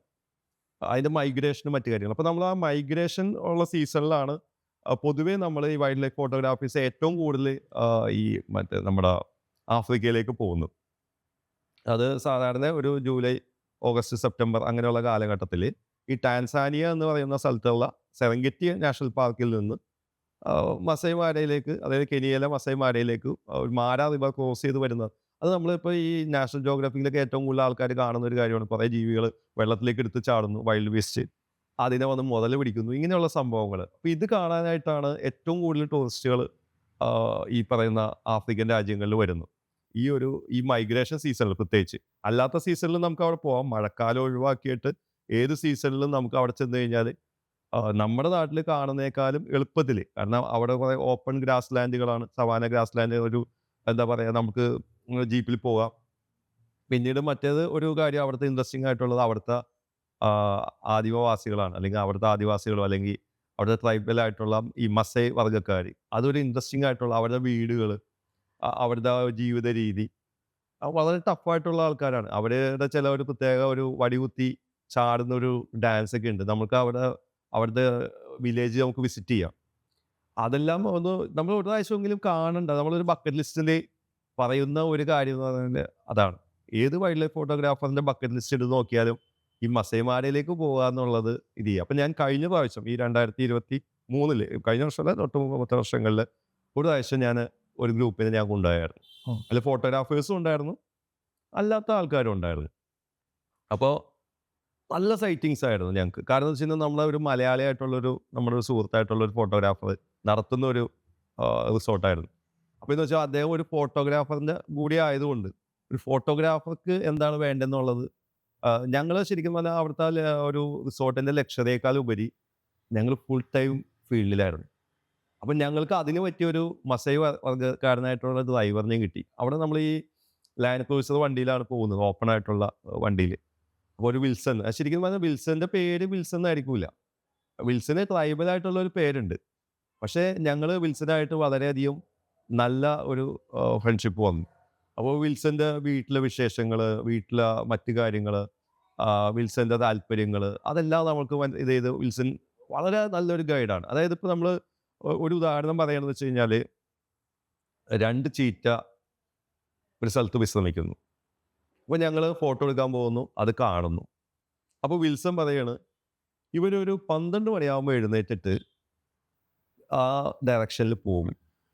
അതിനുശേഷം അവർ അങ്ങേ അറ്റത്തുള്ള ഒരു മാൻവർഗത്തെ വേട്ടയാടും എന്ന് പറയുകയാണ്. അത് പറഞ്ഞ പോലെ തന്നെ എന്ന് വിൽസൺ പറഞ്ഞത് കേട്ടതുപോലെ ഒരു 12 മണിയായപ്പോൾ ഇത് നിങ്ങൾ എഴുന്നേൽക്കുകയും അത് കറക്റ്റായിട്ട് ഏത് ഡയറക്ഷനിലേക്കാണ് പോവുകയും അതിലൂടെ പോവുകയും. അപ്പം ഞങ്ങൾ ഈ വണ്ടി ഓടിക്കുമ്പോൾ ഈ വിൽസൺ നമ്മൾ ഈ ജീവിയുടെ പുറയിലേക്കൂടിയല്ല പോകുന്നത്. ഈ ചീത്ത ഏത് ഭാഗത്തേക്കാണ് വരുന്നത് ആ ഭാഗത്തേക്ക് വണ്ടി ചുറ്റി വളച്ചു കൊണ്ടുവന്ന് നിർത്തും. അപ്പോൾ ഈ ചീത്ത നമ്മുടെ നേരെ നടന്നു വരികയും കവർ ചെയ്ത് പോവുകയും ചെയ്യും. വിൽസൺ ഒന്നും കൂടി വണ്ടി എടുക്കുകയും ഇതെങ്ങോട്ടാണ് പോകാൻ സാധ്യതയുള്ളത് അവിടെ പോയി വീണ്ടും വെയിറ്റ് ചെയ്യും. അങ്ങനെ ഒരു 3-4 പ്രാവശ്യം അത് വിൽസനെ ഉദ്ദേശിക്കുന്ന സ്ഥലത്ത് നമ്മുടെ ജീപ്പിൻ്റെ നേരെ തന്നെ ഇത് വരും. ഇത് സെയിം പരിപാടി തന്നെ പിറ്റേ ദിവസം പുള്ളി ഒരു ലെപ്പേഡിൻ്റെ കാര്യത്തിലും ഞങ്ങളോട് പറഞ്ഞു. ആ ലെപ്പേഡ് ഇന്ന സമയത്ത് എഴുന്നേക്കും, വേട്ടയാടാൻ പോകും. ഇതെല്ലാം കാരണം അവിടെ ജീവിക്കുന്ന ആൾക്കാരാണ്. ഫുൾ ടൈം അവിടെ ജനിച്ചു വളർന്ന ആൾക്കാർക്ക് എല്ലാ കാര്യങ്ങളും അതിനെക്കുറിച്ച് നന്നായിട്ട് അറിയാം. അപ്പോൾ ആ ഒരു അനുഭവം ഭയങ്കര ഇതാണ്. പിന്നെ അവിടുത്തെ ഭക്ഷണത്തിൻ്റെ ഒരു രീതിയും കൂടി ഉണ്ട്. അവിടെ ചില റെസ്റ്റോറൻറ്റുകളൊക്കെ ഉണ്ട് വളരെ ഫേമസ് ആയിട്ടുള്ള. അവിടേക്ക് ഈ പറഞ്ഞ പോലെ തന്നെ ഈ മാംസം ചുട്ടെടുത്തിട്ട് നമ്മുടെ ഇങ്ങനെ വെട്ടിയിട്ട് ഒരു പ്രത്യേക രീതി കാർണിവോറ എന്നൊക്കെയാണ് ആ റെസ്റ്റോറൻറ്റിൻ്റെ പേര്. നമുക്ക് അതിനകത്ത് സെർച്ച് ചെയ്ത് കഴിഞ്ഞാലൊക്കെ കിട്ടും. അല്ലെങ്കിൽ പോയാൽ ഒരു പ്രാവശ്യം എക്സ്പീരിയൻസ് ചെയ്യേണ്ട ചില കാര്യങ്ങളാണ്. പിന്നെ ഒരു സംഭവം എന്ന് വെച്ച് കഴിഞ്ഞാൽ ഈ വസൈമാരയിലെ ബലൂൺ റൈഡാണ്, ഹോട്ട് ബലൂണിലുള്ള റൈഡാണ്. ഇത്തിരി എക്സ്പെൻസീവ് ആണ്, പക്ഷെ അത് വല്ലാത്തൊരു എക്സ്പീരിയൻസ് ആണ്. കാരണം നമ്മൾ ബലൂണിൻ്റെ മുകളിലോട്ട് പോകുന്നു, ഈ വന്യജീവികളെല്ലാം താഴെ സീബ്രയുടെ ഗ്രൂപ്പ് കാണാൻ പറ്റും, ചിലപ്പോൾ ആനയുടെ ഗ്രൂപ്പ് കാണാൻ പറ്റും. അപ്പോൾ ഇതിന് നമുക്ക് ഹൈറ്റ് അഡ്ജസ്റ്റ് ചെയ്യാൻ പറ്റും. ഇതിന് നമുക്ക് ഇടത്തോട്ടോ വലത്തോട്ടോ നീക്കാൻ പറ്റില്ല. ഒരു ഡയറക്ഷനിൽ ബലൂൺ പോയിക്കൊണ്ടിരിക്കും. അത് പൊക്കം അഡ്ജസ്റ്റ് ചെയ്യാൻ പറ്റും, തിരിക്കാൻ പറ്റും. ചിലപ്പോൾ നമ്മൾ മുൻവശത്തായിരിക്കും. അപ്പോൾ എനിക്ക് ആദ്യത്തെ പ്രാവശ്യം ഞാൻ ബലൂൺ റൈഡ് ചെയ്ത് കഴിഞ്ഞപ്പോൾ എനിക്കുണ്ടായ ഒരു അനുഭവം എന്ന് വെച്ച് കഴിഞ്ഞാൽ, ഞാൻ നേരെ താഴോട്ട് നോക്കിയപ്പോൾ കണ്ട കാഴ്ച ഒരു സീബ്രേനെ കൊന്നിട്ട സിംഹത്തിൻ്റെ മുകളിൽ കൂടിയാണ് നമ്മൾ പോയത്. അതൊരു സ്പ്ലിറ്റ് സെക്കൻഡാണ് നമുക്ക് ഫോട്ടോ എടുക്കാൻ കിട്ടിയത്. ഞാൻ ആ പക്ഷെ അങ്ങനെ ഫോട്ടോ എടുക്കുമ്പോൾ നമ്മൾ നേരത്തെ പറഞ്ഞ പോലെ ഹൈ ലെവൽ ഫോട്ടോയുടെ അല്ല, അത് മറ്റൊരു ആംഗിളിലാണല്ലോ ഈ സംഭവം. അത് നമ്മൾ എത്രത്തോളം ഭാഗ്യം ഉണ്ടാവണമെന്ന് ആലോചിക്കണം. കാരണം എത്രയോ കിലോമീറ്ററുകൾക്ക് അപ്പുറത്ത് ഒരു സീബ്ര അതിനെ തിന്നുകൊണ്ടിരിക്കുന്ന സിംഹം. നമ്മൾ സ്റ്റാർട്ടിങ് പോയിന്റ് അതേ നേരെയാണെങ്കിൽ മാത്രമേ നമുക്ക് അങ്ങനെ ഒരു വ്യൂ അതിൻ്റെ മുകളിൽ കിട്ടുള്ളൂ. അപ്പം ഞങ്ങൾ കൃത്യമായിട്ട് അങ്ങനെ ഒരു സീൻ്റെ മുകളിൽ കൂടിയാണ് ഞങ്ങൾക്ക് പോകാൻ പറ്റിയത്, ഞങ്ങൾക്കത് കാണാൻ പറ്റിയത്. അപ്പം അങ്ങനത്തെ ഒരു വലിയൊരു അനുഭവമാണ് നമുക്ക് ആഫ്രിക്ക തരുന്നത്. ഏതൊരു വൈൽഡ് ലൈഫ് ഫോട്ടോഗ്രാഫറും ഇപ്പോൾ കേരളത്തിലോ ഇന്ത്യയിലുള്ള ഏത് വൈൽഡ് ലൈഫ് ഫോട്ടോഗ്രാഫറിനോട് ചോദിച്ചാൽ അവർ പറയുന്നത് അവരുടെ ആഗ്രഹം ഒരു പ്രാവശ്യമെങ്കിലും പലപ്പോഴും അത് സാമ്പത്തിക കാര്യങ്ങളാണ് പറയുന്നത്. ഇപ്പം നമ്മൾ സാമ്പത്തികമാണെന്നുണ്ടെങ്കിൽ കടം എടുത്തിട്ടാണെങ്കിലും ഒരു പ്രാവശ്യമെങ്കിലും പോകണം എന്നേ ഞാൻ പറയുള്ളൂ. ഈ ഇപ്പം നമ്മൾ ഒരുപാട് കാര്യങ്ങൾ വൈൽഡ് ലൈഫിനെ പറ്റി പറഞ്ഞല്ലോ. നമ്മളൊക്കെ ഒരുമിച്ച് പഠിച്ചുകൊണ്ടിരുന്നിരുന്ന സമയത്ത് നമ്മൾ ഡ്രീം ചെയ്തിരുന്നത് ചിലപ്പോൾ ഒരു വൈൽഡ് ലൈഫ് ഫോട്ടോഗ്രാഫർ ആവണമെന്നോ അല്ലെങ്കിൽ ഒരു ടാറ്റു ആർട്ടിസ്റ്റ് ആവണമെന്നോ അല്ലെങ്കിൽ വലിയൊരു ആർട്ടിസ്റ്റ് ആവണമെന്നൊന്നും ആയിരുന്നു കാണില്ല. നമ്മളപ്പോൾ തന്നെ ഈ പഠിച്ചു കഴിഞ്ഞാൽ ഉടനെ എവിടെയെങ്കിലും ഒരു സ്ഥലത്ത് ഒരു സോഫ്റ്റ്വെയർ എഞ്ചിനീയർ ആയിട്ട് എങ്ങനെ കയറാം, അല്ലെങ്കിൽ ഒരു വലിയ പ്രോഗ്രാം എങ്ങനെ ചെയ്യാം എന്നത് നമ്മൾ ഒക്കെ ചെയ്ത് നമ്മൾ വലിയ പുലികളായിരുന്നു. ഫോക്സ് പ്രോ അപ്പോൾ ഇതൊക്കെ ചെയ്ത് അപ്പോൾ അങ്ങനെയായിരുന്നു നമ്മൾ വിചാരിച്ചുകൊണ്ടിരുന്നത്. നമ്മൾ കറങ്ങി തിരിഞ്ഞ് നമ്മുടെ ഈ ലോകത്ത് എവിടെയൊക്കെയോ സഞ്ചരിച്ച് നമ്മൾ അവസാനം ഒരാളൊരു വൈൽഡ് ലൈഫ് ഫോട്ടോഗ്രാഫറായി മാറി, വേറൊരാൾ ഒരു ആർട്ടിസ്റ്റായി മാറി. ഇനി എന്താണ് ഒരു ഭാവി പരിപാടി, എന്താണ് ഒരു പ്ലാൻ? അല്ല, നമ്മൾ ചെറുപ്പത്തിൽ തന്നെയുള്ള നമ്മൾ ഈ നേരത്തെ പറഞ്ഞ നാഷണൽ ജോഗ്രഫിക്കിൻ്റെ ഒക്കെ ബുക്കുകളൊക്കെ കാണുമ്പോൾ അതുപോലെ പടങ്ങൾ എടുക്കുന്ന ഒരു ഫോട്ടോഗ്രാഫർ ആകണം എന്നുള്ളൊരു ആഗ്രഹം ഉണ്ടായിരുന്നു. അതേപോലെ തന്നെയുള്ള കവർ പേജുകളെല്ലാം വരണം എന്നുള്ളത്. നാഷണൽ ജോഗ്രഫിക്കിൻ്റെ കവർ പേജ് വന്നില്ലെങ്കിലും മറ്റു ചില മാഗസിനിൽ നമ്മുടെ പടങ്ങൾ അടിച്ചു വരികയും കവർ പേജ് വരികയൊക്കെ ചെയ്യേണ്ടതായിട്ടുണ്ട്. പക്ഷെ നമുക്ക് അങ്ങനെ ഒരു ലൈഫിൽ നമുക്ക് ഒരിക്കലും ഒരു വരുമാന മാർഗ്ഗമായിട്ട് നമുക്ക് മുന്നോട്ട് പോകാനായിട്ട് സാധിക്കുന്ന ഒരു കാര്യമല്ല. ഇപ്പോൾ വൈൽഡ് ലൈഫുമായിട്ടുള്ള ബന്ധപ്പെട്ട് ഫോട്ടോഗ്രാഫ്സ് വിറ്റ് മാത്രം ഒരാൾക്ക് നമ്മുടെ നാട്ടിൽ പിന്നെ വല്ല ഡോക്യുമെൻ്ററി മേക്കിങ്ങോ അങ്ങനെയുള്ള കാര്യങ്ങളിലേക്കൊക്കെ ചെയ്യുന്ന ആൾക്കാർക്ക് ചിലപ്പോൾ സാധിക്കുമായിരിക്കാം. അല്ലെങ്കിൽ വലിയ വലിയ അസൈൻമെൻറ്റ്സ് ചെയ്യുന്ന വൈൽഡ് ലൈഫ് ഫോട്ടോഗ്രാഫർമാർക്കൊക്കെ പറ്റുമായിരിക്കാം. പക്ഷെ എന്നാലും ബഹുഭൂരിഭാഗം ആൾക്കാരും ഇപ്പം നേരത്തെ പറഞ്ഞ പോലെ തന്നെ നമ്മളെപ്പോലെയുള്ള IT മേഖലയിൽ ഇപ്പം നമ്മൾ IT എന്ന് വെച്ചാൽ ഞാൻ പൂർണ്ണമായിട്ടും IT മേഖലയിലല്ല. പണ്ട് കാലത്ത് അതിനകത്ത് വർക്ക് ചെയ്തിട്ടുണ്ട്. ഒരു IT മേഖലയിൽ നിന്നുള്ള വ്യക്തികളാണ് കൂടുതലും ഇപ്പോൾ ഈ വൈൽഡ് ലൈഫ് ഫോട്ടോഗ്രാഫിയിലൊക്കെ നമ്മൾ കാണുന്നത്. കാരണം അവർക്ക് അതൊക്കെ അഫോർഡ് ചെയ്യാൻ പറ്റുള്ളൂ. കാരണം ഈ ട്രാവലിംഗ് കാരണം ഇതിൽ നിന്ന് വേറെ റിട്ടേൺസ് ഒന്നും അവർക്ക് കിട്ടുന്നില്ല. അവർക്ക് കിട്ടുന്നത് ഈ ഒരു സാറ്റിസ്ഫാക്ഷൻ മാത്രമാണ്. നമുക്ക് നല്ലൊരു ഫോട്ടോ കിട്ടുമ്പോൾ അല്ലെങ്കിൽ നല്ലൊരു എക്സ്പീരിയൻസ് കിട്ടുമ്പോൾ നമ്മൾ അത് മറ്റുള്ളവരായിട്ട് ഷെയർ ചെയ്യുമ്പോൾ കിട്ടുന്ന ഉള്ള ഒരു ഇതാണ്. പിന്നെ സോഷ്യൽ മീഡിയ ഉപയോഗിക്കുന്നവർക്കാണെങ്കിൽ കുറച്ച് ലൈക്കും ഷെയറും അതൊക്കെ കിട്ടും. എല്ലാ ആൾക്കാരും അത് അത്രയും ഇപ്പോൾ എനിക്ക് ഒരുപാട് ഫോട്ടോ ഇപ്പോൾ ഞാനടക്കമുള്ള പല ഫോട്ടോഗ്രാഫേഴ്സും ഫോട്ടോ എടുക്കാൻ കാണിക്കുന്ന ശുഷ്കാന്തി അത് പോസ്റ്റ് ചെയ്യാനും മറ്റും കാണിക്കാറില്ല. അതൊരു ഇപ്പം ഞാനടക്കമുള്ള ഫോട്ടോഗ്രാഫേഴ്സിൽ ഇപ്പോൾ ബഹുഭൂരിഭാഗം പേരും ഇത് പോസ്റ്റ് ചെയ്യാനായിട്ട് അത്രയും ഇൻട്രസ്റ്റ് കാണിക്കാറില്ല. പക്ഷെ അത് നമുക്ക് ഇനി വീണ്ടും ഇങ്ങനെയുള്ള സാധനങ്ങൾ ഇഷ്ടംപോലെ കണ്ടൻസ് ഉണ്ട്. അത് പതുക്കെ പോസ്റ്റ് ചെയ്ത് തുടങ്ങണം. യൂട്യൂബിൻ്റെ സാധ്യതകൾ ഇപ്പം നമ്മൾക്ക് എന്ത് കാര്യമാണെന്നുണ്ടെങ്കിൽ പണ്ട് നമുക്കൊരു സ്പീഷീസിനെ കുറിച്ച് കാണാനോ ഒരു സ്ഥലത്തെക്കുറിച്ച് മനസ്സിലാക്കണമെങ്കിൽ നമുക്ക് പരിമിതമായ വിവരങ്ങളേ ഉണ്ടായിരുന്നുള്ളൂ. ഇപ്പോൾ പലപ്പോഴും പല സ്ഥലങ്ങളിലേക്ക് പോകാനുള്ള ഒരു വിവരം നമുക്ക് അറിയില്ല. ഇപ്പം ഞങ്ങളൊക്കെ ആദ്യം കൂന്തംകുളം എന്ന് പറയുന്ന സ്ഥലം എവിടെയാണെന്നുള്ളത് മറ്റേ അന്വേഷിച്ചിട്ട് കണ്ടുപിടിക്കാനായിട്ട് ബുദ്ധിമുട്ടിയ ഒരു സമയമുണ്ട്. ഇപ്പോൾ നമുക്ക് കൂന്തംകുളം എന്ന് പറയുമ്പോൾ നമുക്കിപ്പോൾ മാപ്പിൽ അടിച്ചു കൊടുത്തു കഴിഞ്ഞാൽ നമുക്ക് അത് ഏതെല്ലാം വഴിയിലും എങ്ങനെയെല്ലാം പോവാം എന്ന് വരെ നമുക്ക് കിട്ടുന്നുണ്ട്. അപ്പോൾ ഇത് ഒരു വൈൽഡ് ലൈഫ് നമുക്ക് അതിനനുസരിച്ചുള്ള എക്യുപ്മെൻറ്റ്സ് ആയി നമ്മുടെ വർക്ക് പബ്ലിഷ് ചെയ്യാനായിട്ട് പണ്ട് നമുക്ക് ഇപ്പം ഞാൻ ഇത് നമ്മുടെ ലളിതകല അക്കാഡമിയുടെ അവാർഡ് വിന്നറാണ്. 2010 ഒരു ഫോട്ടോഗ്രാഫി അവാർഡ് എനിക്ക് കിട്ടിയിട്ടുണ്ട്. അന്ന് നമുക്ക് ആകെ ഈ ഒരു എക്സിബിഷൻ മാത്രമേ ഉണ്ടായിരുന്നുള്ളൂ നമ്മുടെ ഒരു വർക്ക് പബ്ലിഷ് ചെയ്യണമെങ്കിൽ. മറ്റൊരു മാർഗ്ഗം നമുക്ക് ഉണ്ടായിരുന്നില്ല ആ കാലഘട്ടത്തിൽ. നമ്മൾ ഒരു 4 പേര് നമ്മുടെ ഒരു ഫോട്ടോ കാണണമെങ്കിൽ ഇതേപോലെയുള്ള ഒരു എക്സിബിഷൻ നമ്മൾ അല്ലെങ്കിൽ നമ്മൾ സ്വന്തമായിട്ട് ഒരു എക്സിബിഷൻ നടത്തണം. അത് വളരെ എക്സ്പെൻസീവാണ്. ഇന്നിപ്പോൾ നമുക്ക് ഇങ്ങനെയുള്ള സോഷ്യൽ മീഡിയ എന്ന് പറയുന്ന ഒരു മാധ്യമം അതിനകത്തുള്ളത് കൊണ്ട് നമുക്ക് നമ്മുടെ വർക്കുകൾ മറ്റുള്ള ആൾക്കാരെ കാണിക്കാനുള്ള ഫോട്ടോഗ്രാഫ് ഫേസ്ബുക്ക്, ഇൻസ്റ്റാഗ്രാം അല്ലെങ്കിൽ മറ്റ് മേഖലകളിലൂടെ നമുക്ക് കാണിക്കാൻ പറ്റും. അപ്പോൾ ആ ഒരു രീതിയിലുള്ള മറ്റുള്ളവരിലേക്ക് കൂടി നമ്മുടെ വർക്കുകൾ എത്തിക്കണം. അവർ കാണണം. ആ ഒരു ഇതാണ് നമ്മുടെ ഒരു ഇനിയുള്ള ഒരു ഫ്യൂച്ചർ പ്ലാനിലെ ഒരു കാര്യം അതാണ്. പിന്നെ മറ്റൊന്നെന്ന് വെച്ച് കഴിഞ്ഞാൽ ഇപ്പോൾ നമ്മുടെ കൂടെ പലപ്പോഴും ഏറ്റവും കൂടുതൽ ആൾക്കാർ ചോദിക്കുന്ന ഒരു കാര്യം കാട്ടിൽ പോകുമ്പോൾ ചോദിക്കണത് ഞങ്ങളെ കൂടി കൊണ്ടുപോകുന്നുണ്ട്. അപ്പോൾ കൂടുതൽ നമ്മൾ പറയാറ് ദയവേത് വരണ്ട എന്നാണ് പറയാറ്. കാരണം എന്താണെന്ന് വെച്ച് കഴിഞ്ഞാൽ നമ്മൾ വിചാരിക്കുന്ന പോലെ ഒരു ഒരു രസകരമായ കാര്യമല്ല. കാടെപ്പോഴും വന്യമായിട്ടുള്ള ഒരു സാധനമാണ്. അവിടെ നമ്മളിപ്പോൾ ഈ പറഞ്ഞ മാതിരി ഇപ്പോൾ ഒരു പ്രാവശ്യം കാട്ടിൽ വരുന്നു. കാലുമ്മ കുറച്ച് മുള്ള് കയറുക, അല്ലെങ്കിൽ അട്ട കടിക്കുക, അല്ലെങ്കിൽ മാൻ്റെ ചെള്ള് കടിക്കുക. അതോടുകൂടി ഇവൻ്റെ അത്യാവശ്യം കാടിനോടുള്ള സ്നേഹം കുറയും. പിന്നെ മറ്റൊന്ന് ഭക്ഷണം. നമുക്കിഷ്ടപ്പെട്ട് നമ്മൾ പല മലയാളികളെയും കൊണ്ട് നമ്മൾ ചിലപ്പോൾ ഒരു ദൂരെയുള്ള കാട്ടിൽ ചെന്ന് കഴിയുമ്പോഴായിരിക്കും വൈകുന്നേരം ഭക്ഷണം എന്താണ് കുത്തരിച്ചോറ് കിട്ടുമോ എന്നൊക്കെ ചോദിക്കുന്ന മലയാളികളുണ്ട്. അപ്പോൾ ചിലപ്പോൾ അവിടെ നമുക്ക് ഭക്ഷണത്തിൻ്റെ വളരെ ചിലപ്പോൾ നമുക്ക് ഏറ്റവും എന്താ പറയുക കുറച്ച് ഭക്ഷണം നമുക്ക് ഇങ്ങനെയുള്ള യാത്രയിൽ കിട്ടുക. അപ്പോൾ അതൊന്നും സഹിക്കാൻ ഇവരെ കൊണ്ട് പറ്റുമൊന്നുമില്ല. ഇപ്പോൾ നമ്മൾ പല വൈൽഡ് ലൈഫ് ക്യാമ്പിൽ പോയിട്ടുള്ളവർക്ക് അറിയാൻ പറ്റും. ചിലപ്പോൾ നമ്മൾ നിലത്തായിരിക്കും കിടക്കുന്നത്. ചാക്ക് പിടിച്ചിട്ടൊക്കെ ആയിരിക്കും. ചിലപ്പോൾ ഇപ്പോൾ കുറച്ചും കൂടിയൊക്കെ സൗകര്യങ്ങളൊക്കെ ഉണ്ട്. പല നമ്മുടെ വൈൽഡ് ലൈഫിൻ്റെയൊക്കെ പല ക്യാമ്പുകളിലും കുറേ സൗകര്യം. പക്ഷേ നമ്മൾ സർവേക്കൊക്കെ പോകുമ്പോഴും ഉള്ളേരിയയിലൊക്കെ പോകുമ്പോൾ റേഞ്ച് ഉണ്ടാവില്ല. പലവർക്കും ഇന്നത്തെ കാലത്ത് ഇൻ്റർനെറ്റ് ഇല്ലാണ്ട് ജീവിക്കാൻ പറ്റില്ല. ശ്വാസം കിട്ടിയില്ലെങ്കിലും കുഴപ്പമില്ല എന്നുള്ളതാണ്. പക്ഷേ ഇത് ഇൻ്റർനെറ്റ് ഉണ്ടാവില്ല, റേഞ്ച് ഉണ്ടാവില്ല, വീട്ടിലേക്ക് കമ്മ്യൂണിക്കേറ്റ് ചെയ്യാൻ പറ്റുന്ന പരാതികളായിരിക്കും. അങ്ങനെയുള്ള ആൾക്കാരെയൊക്കെ കൂട്ടിക്കൊണ്ട് പോയി കഴിഞ്ഞാൽ നമുക്ക് ഇത് പിന്നെ അത് മാത്രമല്ല ഒരു വലിയ ഗ്രൂപ്പിനെയും കൊണ്ട് നമുക്ക് നമ്മുടെ കേരളത്തിലെ കാടുകളിൽ നമുക്ക് കൊണ്ടുപോകുന്നത് പരിമിതമായിട്ടുള്ള ഒരു വിഷയങ്ങളുണ്ട് അതിനകത്ത്. കാരണം നമ്മൾ വലിയൊരു ഗ്രൂപ്പായിട്ട് കാട്ടിലേക്ക് പോയി കഴിഞ്ഞാൽ നമ്മൾ വലിയൊരു ശബ്ദമാണ് അവിടെ പോകുന്നത്. അത് കാടിനോട് ചെയ്യുന്ന ഒരു തെറ്റാണ്, അനീതിയാണ്. പിന്നെ അപ്പോൾ നമുക്കൊരു 2-3 പേരുടെ ഗ്രൂപ്പുകളായിട്ട് കാട്ടിൽ പോകുന്നതാണ് നമുക്ക് എപ്പോഴും നല്ലത്. നമ്മളൊരു ഫോട്ടോഗ്രാഫി ബേസിൽ പോകുന്നത്. മറ്റേത് നമുക്ക് ട്രെക്കിങ്ങിന് പോകാം. ഇപ്പോൾ മീശപ്പുലി മല കയറാൻ പോകാം, അല്ലെങ്കിൽ നമുക്ക് കുളുക്കുമല കയറാം, അല്ലാതെ ട്രെക്കിംഗ് പാത്തുകൾ ഉണ്ടാവുമല്ലോ, അതൊക്കെ നമുക്ക് എക്സ്പ്ലോർ ചെയ്യാം. പക്ഷേ കാട്ടിൽ പോകുമ്പോൾ എപ്പോഴും നമ്മൾ ഒറ്റയ്ക്കോ 2 മാക്സിമം ഒരു 3 പേര്. പിന്നെ നമുക്ക് സഫാരികൾ പോകാം. ഇപ്പോൾ മറ്റ് സംസ്ഥാനങ്ങളിൽ ജീപ്പ് റൈഡ്സ് ഉണ്ട്. അപ്പോൾ അങ്ങനെയുള്ള ട്രിപ്പുകളൊക്കെ പോവാം. പിന്നെ പ്രൈവറ്റ് ആയിട്ടുള്ള ചില റിസോർട്ടുകളിൽ മറ്റൊക്കെ ഇപ്പോൾ വലിയ ഒരു പ്രോപ്പർട്ടിയൊക്കെ ആണെങ്കിൽ അതിൻ്റെ ഉള്ളിലൊക്കെ നമുക്ക് ധൈര്യമായിട്ട് ഇത് ചെയ്യാൻ പറ്റും. പക്ഷെ നമ്മുടെ കാടുകളിൽ നടക്കുന്നതിനൊക്കെ ചില റെസ്ട്രിക്ഷൻസ് ഉണ്ട്. അത് നമ്മുടെ സേഫ്റ്റിക്ക് വേണ്ടി തന്നെയാണ്. കാരണം ഇതിനെക്കുറിച്ച് അറിയാവുന്നവർ തന്നെ ഇപ്പോൾ ഇപ്പോൾ പലപ്പോഴും നമ്മൾ ന്യൂസ് വായിക്കുമ്പോൾ ആദിവാസിയായിരിക്കും ഈ ആനാക്രമണത്തിൽ മരിച്ചേക്കുന്നത്. അയാൾ അവിടെ ജനിച്ച് വളർന്നതാണ്.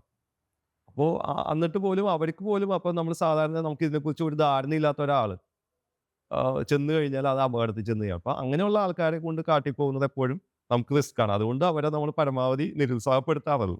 പക്ഷേ താല്പര്യമുള്ള വ്യക്തികൾ, ഇത് വൈൽഡ് ലൈഫ് ഫോട്ടോഗ്രാഫി ചെയ്യുന്ന വ്യക്തികൾ അല്ലെങ്കിൽ അങ്ങനെയുള്ള ഗ്രൂപ്പിനെയൊക്കെ നമ്മൾ പ്രോത്സാഹിപ്പിക്കാറുണ്ട്. പലപ്പോഴും ചിലപ്പോൾ അവരുടെ കൂടെ പോവും, അല്ലെങ്കിൽ ചിലപ്പോൾ അവരെ ചിലപ്പോൾ നമുക്ക് ഇന്ന സ്ഥലത്ത് ഒരു ഗൈഡിനെ പരിചയം ഉണ്ടാവും. അപ്പോൾ നമ്മൾ അവരെ വിളിച്ച് പറയും ഇന്ന ആളെ കണ്ടാൽ മതി, നിങ്ങൾ അവരുടെ കൂടെ പോവുക. അങ്ങനെയൊക്കെയാണ് സാധാരണ ചെയ്യുന്നത്. അപ്പോൾ നമ്മളിന്ന് ഒരുപാട് കാര്യങ്ങൾ ഒരുപാട് കാലം കൂടിയാണ് നമ്മൾ കാണുന്നതും. അപ്പോൾ നമ്മൾ പഠിച്ചു കഴിഞ്ഞിട്ട് പിരിഞ്ഞ് പിന്നെ പല പ്രാവശ്യം ഗെറ്റ് ടുഗദറുകളിലൂടെ കൂടി അപ്പോഴൊക്കെ വളരെ നമുക്ക് മനുഷ്യർക്ക് എല്ലാവർക്കും ഒരു പ്രത്യേകതയുണ്ട്. എന്താണെന്ന് വെച്ച് കഴിഞ്ഞാൽ നമ്മൾ ഒരാളെ നമ്മൾ കണ്ടിട്ട് ഏതോ ഒരു ഘട്ടത്തിൽ വെച്ചിട്ട് അയാൾ ഇന്നതാണ് എന്നുള്ളത് ആൾക്കാരുടെ മനസ്സിൽ രജിസ്റ്റർ ആവും.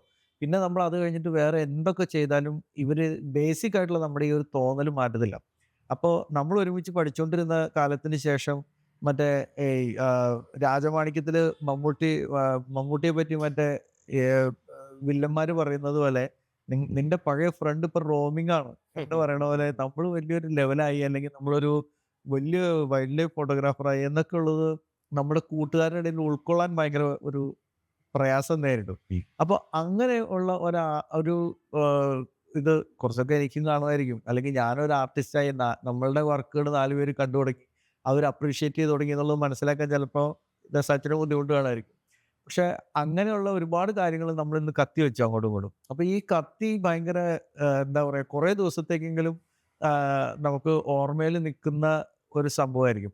ഇതിപ്പോ കേൾക്കുന്ന ആൾക്കാർക്കും നമ്മുടെ ഓഡിയൻസിന് എല്ലാവർക്കും ഈ കത്തി ഭയങ്കരമായിട്ട് ഇഷ്ടപ്പെട്ട് കാണാൻ സാധ്യതയുണ്ട്. കാരണം നമ്മൾ ഇതുവരെ ശ്രദ്ധിച്ചിട്ടില്ലാത്ത അല്ലെങ്കിൽ നമ്മൾ കേട്ട് പരിചയമില്ലാത്ത പോലത്തെ ഒരു ഒരു അങ്ങനെ രസകരമായ ഒരു ടോക്കായിരുന്നു അന്ന് സച്ചിന്റെ ഭാഗത്തുനിന്നുണ്ടായത്. സച്ചിന്റെ വർക്കുകളൊക്കെ എല്ലാം നമുക്ക് സോഷ്യൽ മീഡിയ നിങ്ങൾക്ക് സെർച്ച് ചെയ്യാൻ പറ്റും. സച്ചിൻ സാൻ എന്നുള്ള പേര് സെർച്ച് ചെയ്ത് കഴിഞ്ഞാൽ സോഷ്യൽ മീഡിയ ഇൻസ്റ്റാഗ്രാം വഴിയോ അല്ലെങ്കിൽ ഫേസ്ബുക്ക് വഴിയോ അതല്ലെങ്കിൽ ഗൂഗിളിൽ തന്നെയോ സച്ചിന്റെ ഒരുപാട് വർക്കുകൾ നമുക്ക് കാണാം. അതുപോലെ മാതൃഭൂമിയുടെയൊക്കെ യാത്രയിലും അതുപോലെ മറ്റു പല മാഗസിനുകളിലും സച്ചിന്റെ വർക്കുകളെല്ലാം പബ്ലിഷ് ചെയ്തിട്ടുള്ളതാണ്. അപ്പോൾ നിങ്ങളെല്ലാവരും സോഷ്യൽ മീഡിയയിൽ സെർച്ച് ചെയ്യുക, സച്ചിനെ പറ്റി കൂടുതൽ മനസ്സിലാക്കുക, വൈൽഡ് ലൈഫ് ഫോട്ടോഗ്രാഫിയെ പറ്റി മനസ്സിലാക്കുക. അപ്പോൾ എല്ലാവർക്കും